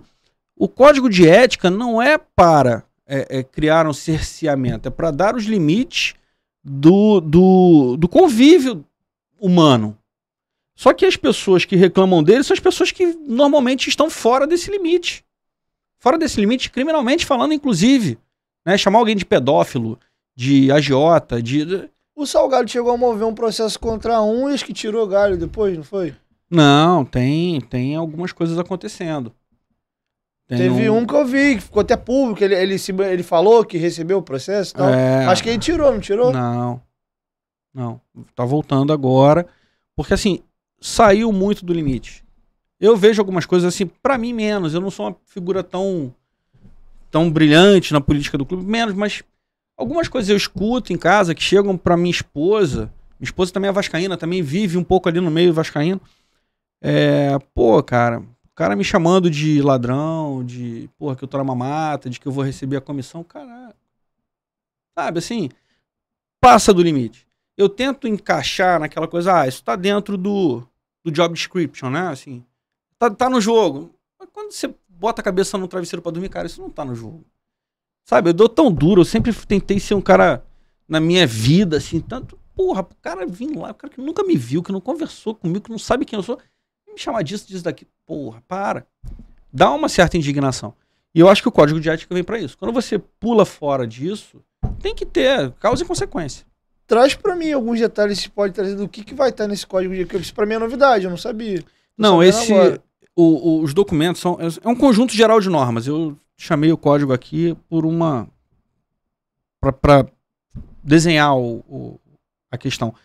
É um conjunto de documentos que foi apresentado lá atrás, em dezembro do ano passado, ao CD. Abriu-se um prazo para que os conselheiros propusessem emenda, não teve emenda proposta, só que aí a gente parou para todo o trâmite da SAF. Né? O Conselho Deliberativo meio que ficou ali acompanhando o processo da SAF. Agora que se encerrou, a gente vai voltar com isso. Então a gente volta trazendo um regimento interno do Conselho Deliberativo para discussão, é a próxima reunião. Essa discussão vai gerar emendas para ele, por quê? Porque a gente refez parte do estatuto agora, por conta da SAF. Tem partes ali que tem que ser, por exemplo, a indicação do Conselho de Administração da SAF. Então a gente vai trazer o regimento interno para discussão e emendas, e ao final para votação junto com os outros documentos que não foram emendados. Aí a gente deve aprovar esse conjunto de documentos. Tá? E aí vai ficar esperando o estatuto que vai vir coroando todos esses normativos. Aí a gente já fez regimento interno da Assembleia Geral, a gente vai fazer o regimento interno do CD, a gente tem o regimento interno do Conselho Fiscal que também tem que ser atualizado, e a gente vai ter esse conjunto normativo novo que vai falar de política, de como é que o Vasco contrata, né, de como é que é a relação entre funcionários, coisas que qualquer empresa tem. né? Assim, a gente vai trazer isso pro Vasco. Pro Vasco que fica, pro Vasco Clube. A relação com a SAF. Como é que você tem que se pautar na relação com a SAF? É a guerra? Você imagina que seja a guerra aberta, como é a guerra aberta no clube? Não. É um outro tipo de relação. Você tem que ter um outro tipo de relação. Até porque é uma sociedade, né? É uma relação comercial. Né? O Vasco é sócio minoritário, mas ainda é dono. É uma relação comercial. Então, assim, a SAF não é um mundo político. Ele não vive no mundo político. É um mundo empresarial. Bravatas não vão fazer cosquinha. Né? Como é que você faz para ser relevante, para ser ouvido? Essas coisas são importantes. Vamos entrar em SAF agora, a gente está caminhando para a reta final.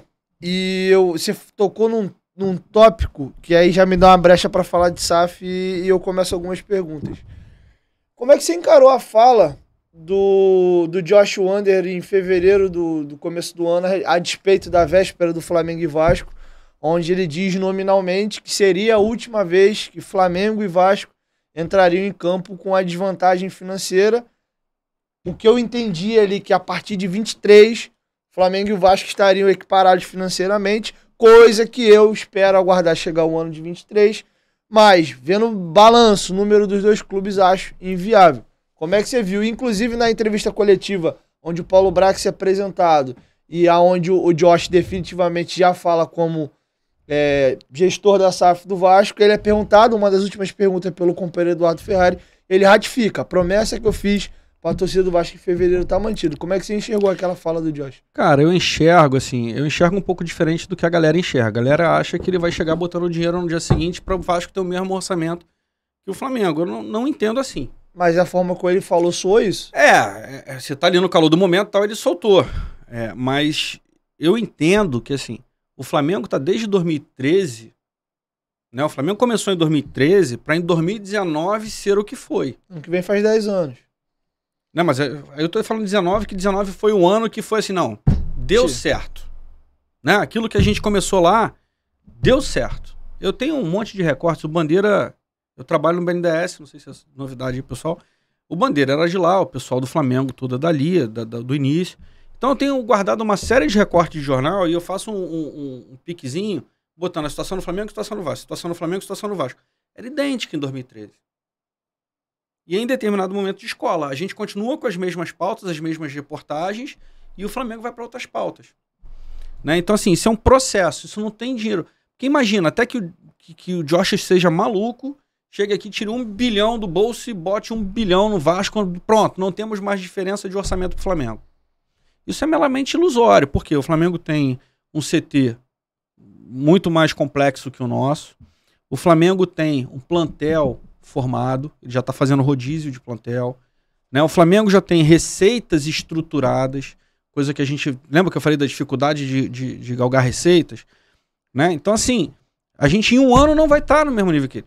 O que eu acho que o Josh quis dizer, e aí que interpretação livre a gente vai começar a trilhar esse caminho para ir na mesma direção e poder fazer frente com eles. A gente não vai estar mais numa situação ruim de salário atrasado que o clube tinha. A gente não vai estar mais, talvez, com um elenco tão defasado tecnicamente. A gente vai qualificar o elenco a partir de agora. Mas as coisas comerciais precisam acontecer também. Eu acredito que agora a gente tenha tirado algumas travas que a gente tinha enquanto associação. Pouco poder de investimento, essas coisas devem começar a andar. Isso deve trazer mais retorno.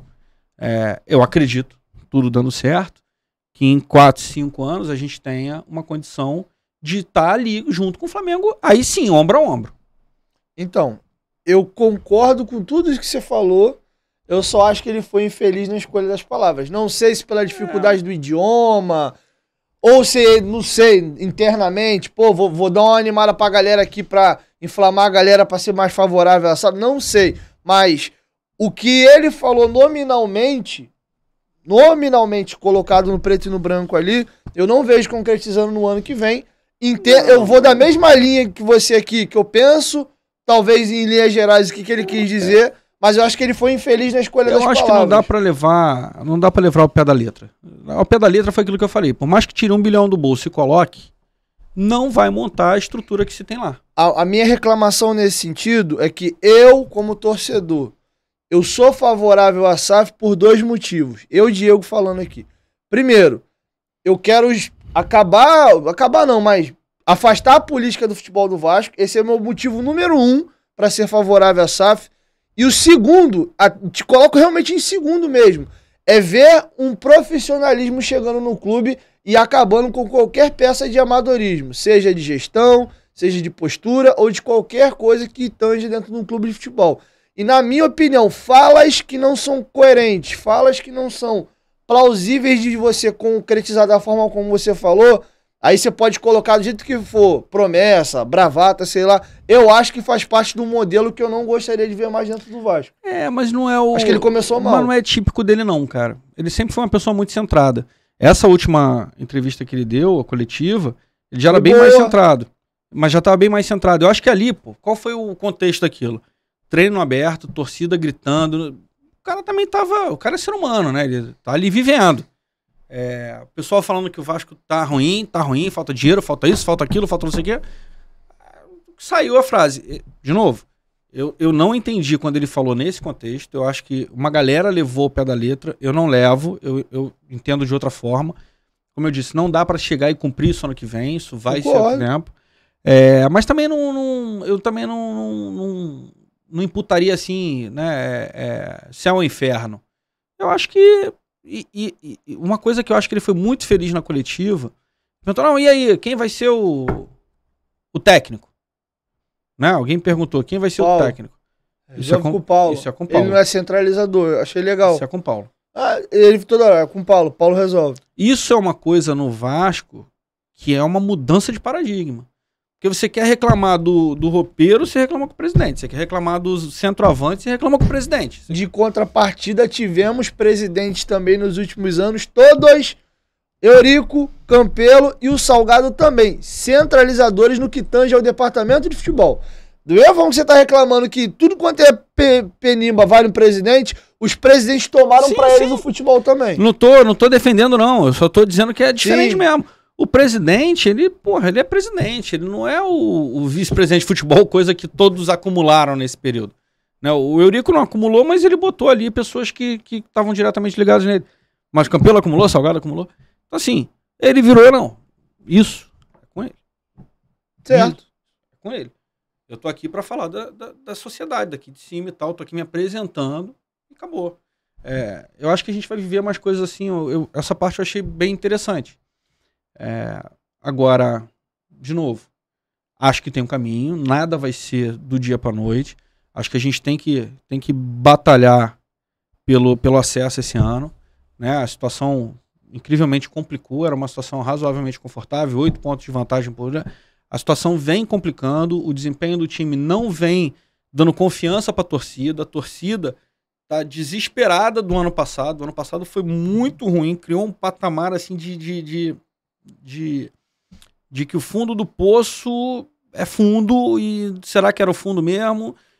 E quando você cria essa situação do desempenho como ele vem, que não dá confiança, e com as próximas 4 rodadas que a gente estava conversando, são próximas 4 rodadas no fio da navalha, eu acho que a gente precisa primeiro se preocupar com o acesso. Então tem que dar foco, tem que estar ali para a coisa acontecer. Concluir o acesso, eu acho que vai ter novembro, dezembro, você vai ter um tempo mais tranquilo, enquanto está rolando a Copa do Mundo, para você começar a fazer os investimentos corretos para o ano que vem. Entendeu? Acho que aí vai começar a coisa do CT, pelo que eu vi numa reportagem, você vai começar a ter, fazer o CT para chegar no início da pré-temporada do ano que vem com o CT já em melhor condição. Aí você começa a tirar esse gap.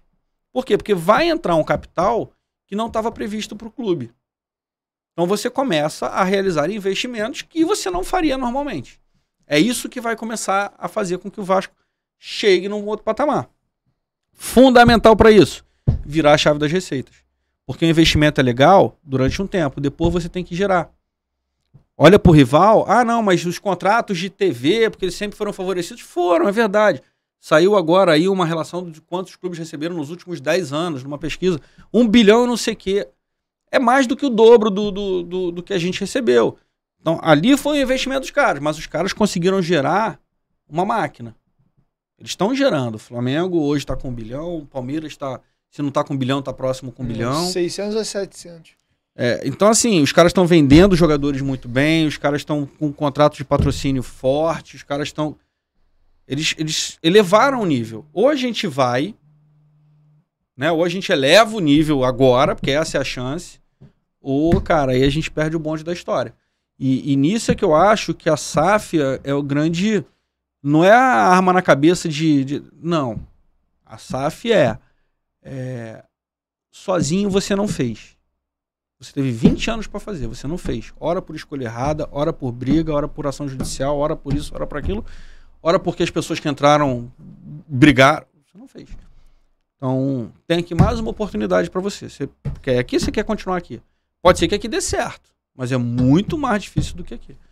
Foi isso que me fez apostar na SAF. A SAF, de uma só vez, ela resolvia questão política, como você falou. Apesar de ser político do clube, também fico muito, muito satisfeito de ver o futebol livre de mim. Era um temor que eu tinha. Quando surgiu a ideia, antes de vir pra prática, eu falei, nem a pau que esses caras vão querer largar o futebol. Falei, isso não vai passar no Vasco nem por um cacete. E me surpreendi. Cara, porque eu acho que tem uma corrente ali muito, muito... Pensando como torcedor, de novo, a galera... Olha pro CD, você vai ver no CD muita gente de 2008 pra frente. Não é a galera do Vasco, do meu clube ali, do meu... É uma galera já com cabeça mais antenada, pessoal mais de mercado, pessoal mais não sei o quê, que viu, acho que como eu, e foi lá no início da entrevista, eu falei assim, cara, eu fiz tudo certo. Por que deu errado? Eu tenho essa questão comigo. Pô, a gente fez isso, a gente fez aquilo, a gente fez aquilo. Por que não foi, cara? Aí quando você olha pro outro lado, você vê um monte de gente remando o barquinho pro outro lado. Sabe, você tá num barco assim, tu olha pra trás, tá um malandro assim, atrás de você. Puta. Aí tu não sai do lugar.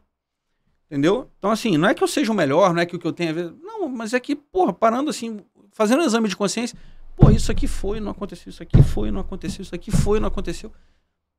Espero que agora, tirando essa coisa da remada pra trás, ou pelo menos a remada pra trás vai ficar muito mais na coisa do como é que diz? Da corneta. Da corneta. Né? Vai ficar muito mais na coisa da corneta do que quando é feito real ali, do cara tá envolvido. Vou ver, cara, assim, eu tô... De novo, me pergunta daqui a 5 anos. Eu acho que a gente vai ter um bom papo pra bater. Apesar de eu não ter feito zero de participação nisso, mas eu quero que dê certo, assim. Como eu falei, né? Quero que dê certo. Eu quero voltar pra arquibancada. Eu falei isso lá atrás. Não. Eu quero voltar pra arquibancada. Eu, como vascaíno, eu se tratando de Vasco, o vascaíno tá ficando meio igual o botafoguense. Meio sempre com o pé atrás, meio ressabiado. Eu tomei Tomé. Eu, assim, acho que a SAF era o melhor caminho a ser seguido. Acho que era por aí mesmo. Mas também não sou daquele torcedor que tá empolgadão, achando que o Vasco ano que vem vai virar o Barcelona, o Real Madrid, e vai brilhar daqui eternamente. Eu tô naquela de... Eu precisava passar esse perrengue, perder o futebol da mão do clube, uma coisa que a gente sabe que não tem mais volta, muito em função nem da SAF, o Fonseca. Te falo de coração aberto aqui. O modelo da SAF eu acho muito legal. A questão é que a SAF sozinha, como modelo, ela não resolve nada. A gente vai entrar de novo na ferramenta chamada gestão. Preciso ver a 777 operando a SAF do Vasco. E aí eu entro no teu rolê de... Me pergunta daqui a 5 anos, a gente vai saber se deu certo ou não deu. Porque eu acho que eles têm uma história vasta em vários segmentos, mas no futebol eles ainda são muito cru. Contrataram profissionais bons como o Don Dressfield, o Johannes Sport, etc. Mas é algo ainda no começo. O primeiro ano no Genoa não foi legal. Uma coisa também que a gente vai saber que é novo para todo mundo, agora que os clubes brasileiros estão sendo vendidos, como é que vai ser essa relação de torcida com dono? É novo para todo mundo, a gente não tem exemplo disso aqui no Brasil. Por exemplo, a torcida do Botafogo começa o ano feliz da vida, e agora que o Botafogo veio mal no Brasileiro, brigando próximo ao rebaixamento, ali já tinha uma galera, vendeu pra essa merda e fica brigando contra o rebaixamento, não vendia então. Então assim, eu acho que o brasileiro ele é muito imediatista, então tem tudo isso, sendo que quando o cara tava puto, vem eleição, impeachment, tira, vota no outro, agora tá ruim, tá bom, é o cara e não tira. Eu acho que, mas isso eu acho que é parte do aprendizado, assim. O Botafogo tá numa situação mais complicada na tabela da Série A, mas é um clube que fez investimento. Né? Então, assim, Foi o clube que mais gastou na janela, inclusive. Você tem esse tempo também do teu investimento amadurecer. O cara chega hoje, ele não vai, talvez, dar o resultado no tempo que você espera, né? Então, tem um tempo ali do investimento dar certo. Eu vou lembrar sempre, Juninho Pernambucano, talvez seja o meu maior ídolo do Vasco, né? Eu sou de uma geração que acompanhou gente muito boa. Edmundo, Juninho, Ramon, enfim, mas o Juninho é um cara que sempre me chamou a atenção. Você lembra como é que o Juninho veio pro Vasco? Tu era muito moleque. Ele veio a contrapeso do Leonardo. Ele era contrapeso do Leonardo. O Leonardo era o cara. E o Leonardo não virou. Quando falou, não, veio o Juninho, pô, que Juninho paulista? Não, o Juninho Pernambucano. Porra, tá bom. E o Leonardo? O Leonardo não virou. O Juninho ficou ali e foi o que foi. Entendeu? Acho que tem um tempo ali do cara se acostumar, se sentir em casa. Isso pode ser que aconteça sim, pode ser que não. Aí é sorte. É competência e sorte. O Botafogo, os caras contrataram bons jogadores, não foi. Mas dá tempo desse modelo que você vai ver que a chance desse modelo dar certo, contratar gente boa, dar certo, muito maior do que o que a gente tem feito. A gente, em 2021, montou um time de pessoas que tinham tido certa, né? Jogadores tinham tido certa preponderância na carreira, né? Tinham se destacado em algum momento na carreira, e a gente trouxe para tentar fazer ali um hospital e recuperar a galera. Fazer uma clínica de reabilitação de bons jogadores. Foi o que foi. Esse ano a gente vem com uma proposta completamente diferente. Vem, Operário. Traz a galera do Operário, que é a galera do prato de comida, vamos lá, vamos ganhar. O resultado até agora tem sido melhor, mas a gente tá nessa aflição danada. Né? Não tem nenhum vascaíno tranquilo. Se falar que é vascaíno tá tranquilo, tá mentindo. Não é vascaíno, provavelmente. Tá mentindo. Ou não é vascaíno, tá mentindo. Então, assim, não tem muito resultado. Eu espero que aconteça. Eu acho que a gente vai precisar de umas 2, 3 janelas aí para trás, testa, vê, encaixou, para você montar a tua espinha dorsal, né? Com dinheiro, com investimento para isso é muito mais fácil do que ficar nessas apostas que a gente dá. A gente foi num tiro lá, desmonta o elenco todo, vem num tiro aqui, desmonta o elenco todo. A gente tem boas peças no elenco. O Vasco é assim, nos últimos anos é eterna remontagem. A gente contrata um caminhão de baranga, aí no final do ano manda as barangas embora, e as poucas peças boas que deram certo não fica para uma continuidade pro outro ano. Essas peças também vão embora. E as que ficam eventualmente pro outro ano dão errado no ano seguinte, né? A gente teve um monte disso. Cara, assim, eu acho que vai dar certo, eu acho que vai demorar um tempo. Não vai ser na velocidade que o pessoal espera, não. Mas com o investimento é muito mais fácil dar certo você investindo do que você sem dinheiro. Né? Ah, o scout, porra, essa era ótima. Ah, o scout do Vasco, o Vasco não tem scout. Cara, até tem. Mas o cara chegou, tem que contratar aqui o fulano. Aí tu olha qual é a pedida, não dá. Aí tu chega, ó, e o Beltrano, dá? Não, o Beltrano não dá, mas ele quer vir. Sabe assim, eu achei uma covardia com o pessoal do scout. O pessoal tá lá, trabalha e tal, mas sem orçamento, você pode ser o melhor do teu segmento, que tu vai falar, ó, tem que trazer aqui o tal de Messi, com 16 anos, que tá arrebentando. Aí tu vai lá na Argentina, o Messi, eu quero levar, não, é tanto. Não, tanto eu não tenho, meu irmão. Ele não quer ir, não, eu dou aqui a passagem, arrumo lá dorme lá embaixo de São Januário, da arquibancada. Não. Tem um cara lá da Espanha, tal de Barcelona aí, que quer levar o cara. Tá pagando. Aí você disputa como? Não disputa. Não tô dizendo aqui que também que o Vasco vai disputar com o Barcelona, né? Tá em outra rotação. Mas precisa dar tempo. Precisa ter dinheiro. Precisa escolher. Aí quando com dinheiro você escolher errado 100%, aí você dá porrada. Só que ali não tem mais o compromisso do cara tava comigo na campanha. Né? O cara não tava comigo na campanha. Eu contratei, ele recebe bem, não deu resultado. Então, meu irmão, obrigado. Outro. É assim. No clube, não necessariamente. E aí eu não tô falando do Vasco, não. Tô falando tô falando na Engenhoca. Engenhoca associativa, você tem compromissos de campanha. O cara tava comigo. Não, se ele sair, eu perco voto no conselho, eu perco... Ninguém administra assim, cara. Esse modelo é um modelo que eu acho que fracassou. E aí eu vou falar com muita assertividade. Esse modelo fracassou. Porque se você... Ah, não, mas o Flamengo é assim, ah, mas o Palmeiras é assim. Exceção. É exceção. Toda regra tem exceção que confirma. E mesmo assim, tá assim hoje. Porque já teve...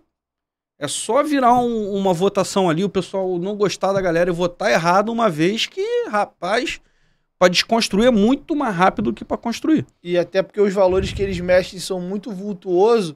Pega um cara irresponsável, gasta além da conta com valores muito altos, o desempenho não vem. Contando com o orçamento que ia vir de premiação, de fase avançou, não deu. Aí é uma paulada de uma vez só. Olha o Atlético Mineiro. Ah, o Atlético Mineiro é loucura. O Atlético é mecenato, já com segundos interesses, que a gente vê ali a história do shopping.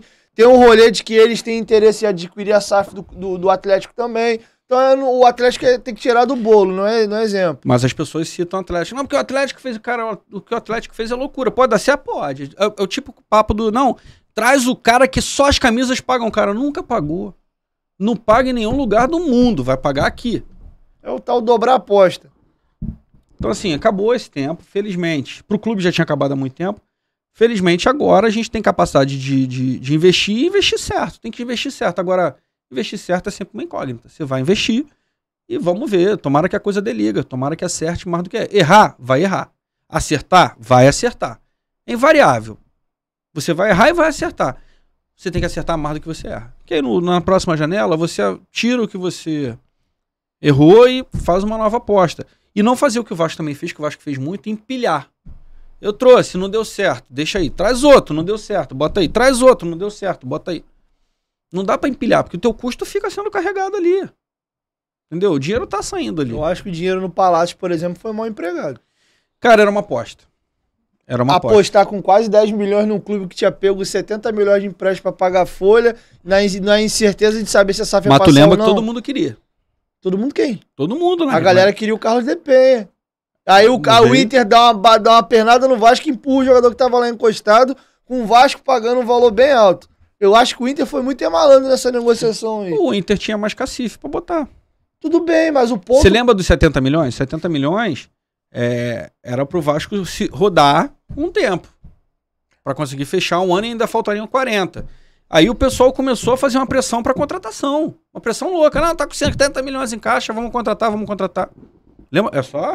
Mas aí, de novo, aí você Tá é função do gestor ser cabeça fria e não na pilha da pressão fora. Mas no clube é voto. De novo o modelo.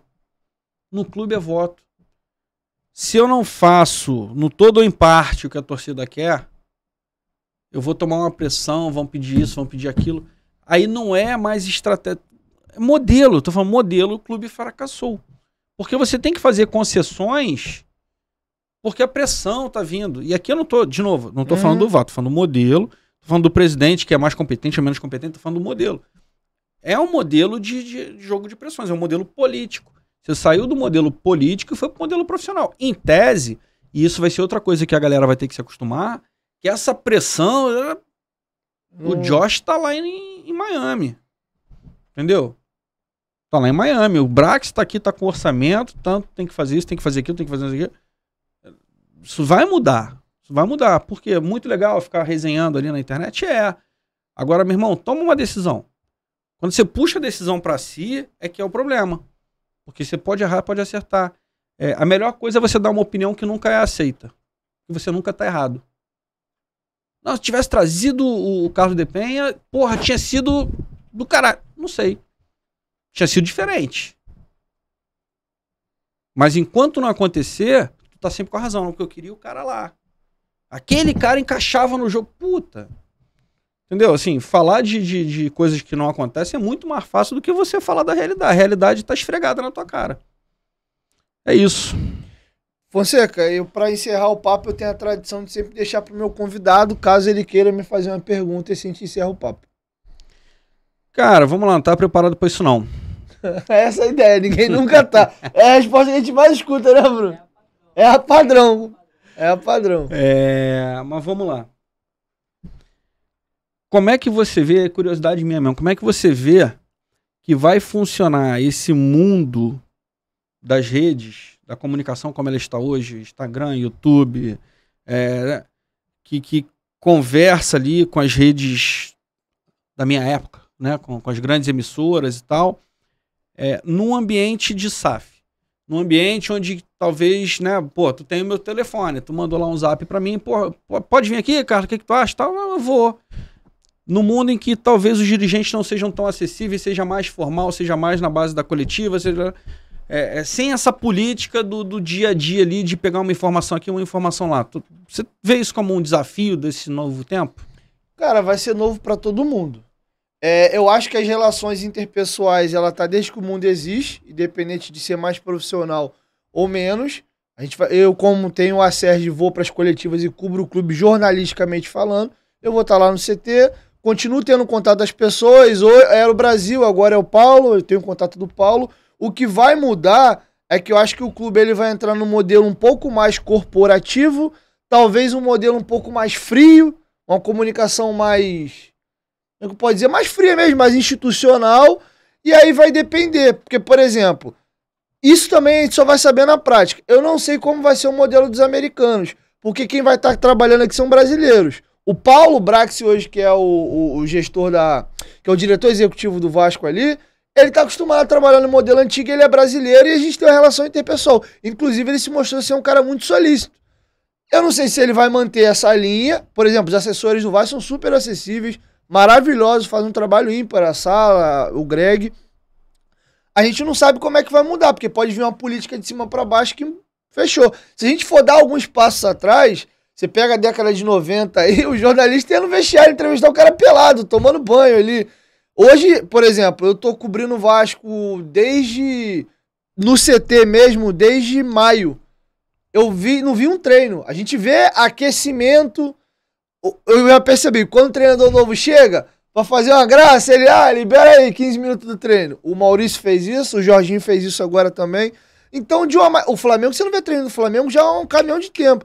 Então, a relação da imprensa com o clube já tá ficando uma coisa distante já de um tempo. As entrevistas antigamente, o jogador vinha, te dava tranquilamente, hoje tem media training. Quando ele vem, o assessor vem, é meia hora, isso aqui, às vezes não pode falar. Então tá uma coisa fria. Tem um lado positivo, que eu acho que ele deriva de um problema social nosso, que o atleta ele ficou muito exposto, era porrada a pau nele o tempo inteiro, então para blindar um pouco o atleta, criou-se essa casca em volta dele, porque no final das contas era sempre o dele que estava na reta. Por outro lado, tornou o negócio meio sem sal, cara muito longe, o ídolo do teu clube, tu quase não vê ele falar. Quando ele fala, é aquela coisa quadradinha, entrevista coletiva hoje não se extrai praticamente nada. O lúdico do futebol tá morrendo, a bandeira tá sumindo, as torcidas que entravam junto hoje não pode, tem estado que só tem uma torcida, ou a visitante não pode estar. Então, o futebol ele tá ficando cada vez mais um negócio meio... Tem casa de aposta agora também, então aquele lúdico que talvez você conheceu, ele tá mudando muito. Eu não tenho como te responder essa tua pergunta com exatidão, porque a gente vai precisar do tempo. E eu acho que vai muito da cabeça dos novos gestores. O que eu acho importante em qualquer comunicador, independente do clube ser SAF ou modelo atual suscetível, é um negócio chamado ética e profissionalismo. Você vai pegar a história do meu canal, que fez 3 anos agora em agosto, eu não chamo ninguém de safado, de ladrão, de vagabundo, de corrupto, de nada disso. Primeiro que a educação que os meus pais me deram não foi essa. E aquilo que eu não quero pra mim, eu não faço pros outros. Porque eu não posso chegar aqui e te chamar de vagabundo e reclamar quando o cara lá me chamar de vagabundo também. Então aquilo que eu não quero pra mim, eu não posso querer pra você. Então foi uma educação que eu tive. Então é isso que você tocou até no ponto do código de ética ali, é uma novidade pra mim. Mas pra mim é indiferente, porque eu sou uma pessoa correta no meu dia a dia. E o mundo que a gente vive hoje é tão maluco que uma das coisas que eu mais sou cobrado da minha audiência é isso. Porque você não mete a porrada nesse, não mete a porrada naquele. Cara, a minha linha editorial é falar de futebol. Eu venho aqui, eu dou informação. Quando eu acho que eu tenho que opinar sobre o assunto A e B, eu opino. Eu tô pouco me lixando se o presidente é o Salgado, é o Leve, é o Sérgio Freitas, é o Campelo. Tá gerindo bem o clube? A bola tá entrando? É o que eu quero saber. E outra, a gente tem um relacionamento profissional. O momento que você vem aqui pra me ceder uma entrevista, primeiro, você vem porque você acha que o local é um local interessante pra você falar, e de contrapartida eu também tô te convidando porque eu te acho uma pessoa interessante pra gente conversar. Existe um acordo informal, vamos colocar assim, de respeito. Você tá cedendo o seu tempo pra mim, eu tô cedendo o meu pra você.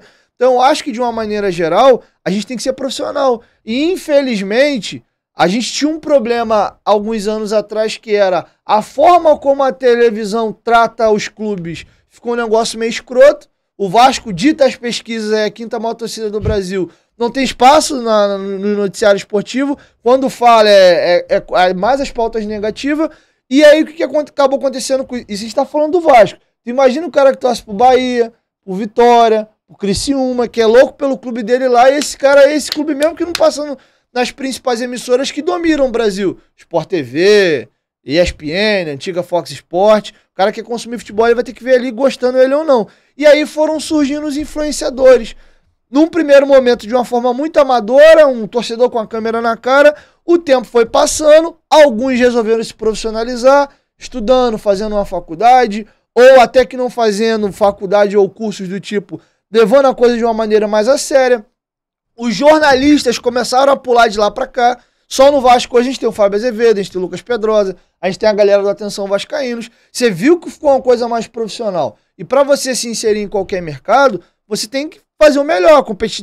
A competitividade veio para isso. Eu acho fundamental. Sendo que tem gente que ainda acha que internet é terra de ninguém. O cara pode ligar uma câmera, maneiro, tomar no cu, se fuder, tem um merda, tem um bosta. Com todo respeito, a gente vê na televisão o apresentador chamar jogador de pé de rato.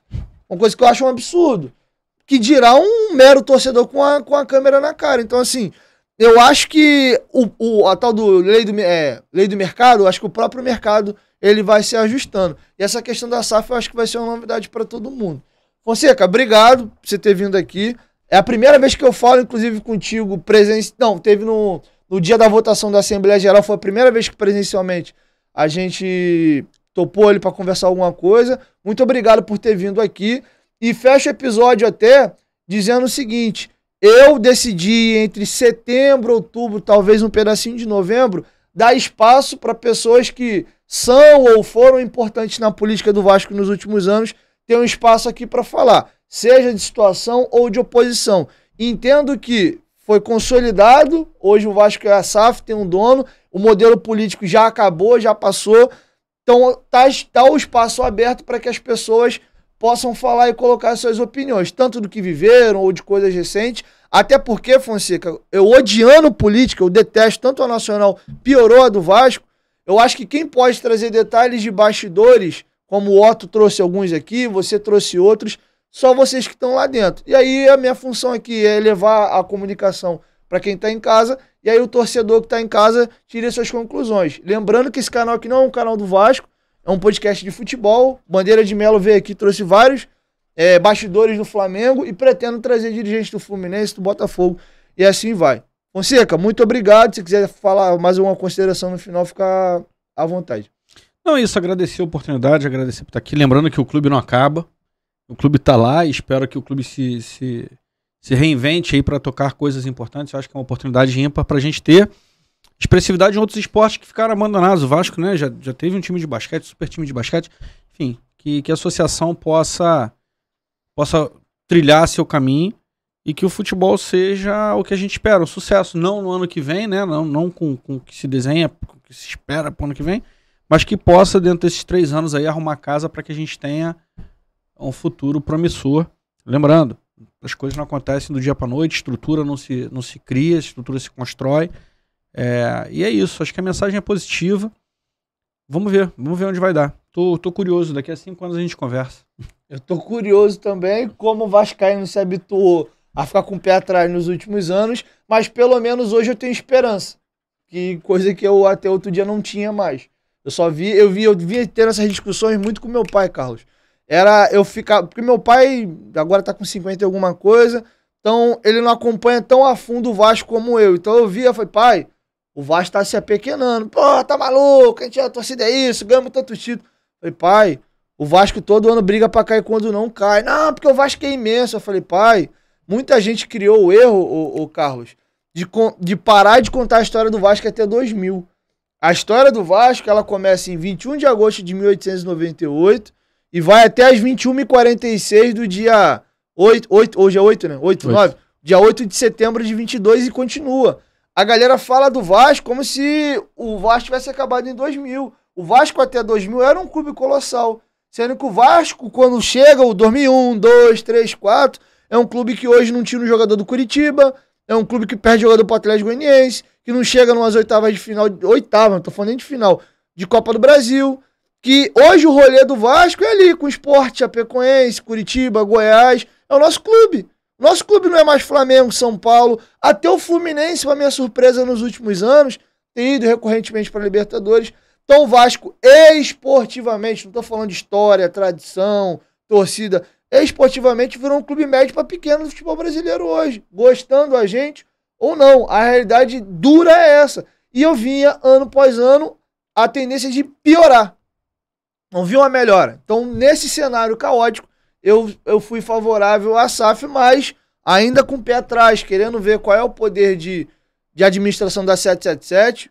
Não conheço a história dos caras, vi alguns profissionais bons chegando, mas uma coisa é teoria, outra coisa é prática. Vou querer esperar os anos passar para me informar melhor a minha opinião. E assim que encerra o episódio. Muito obrigado, Carlos, mais uma vez por você ter vindo aqui, ter sido solícito com a gente. Assim que encerra o episódio número 44. Segunda-feira teremos aqui Joel Santana como nosso convidado e quinta-feira Vitor Roma, vice-presidente de marketing do Vasco aí, beleza? 1, 2, 3, futebolaço, tamo junto família e segunda-feira o Dieguinho volta. Valeu, fui!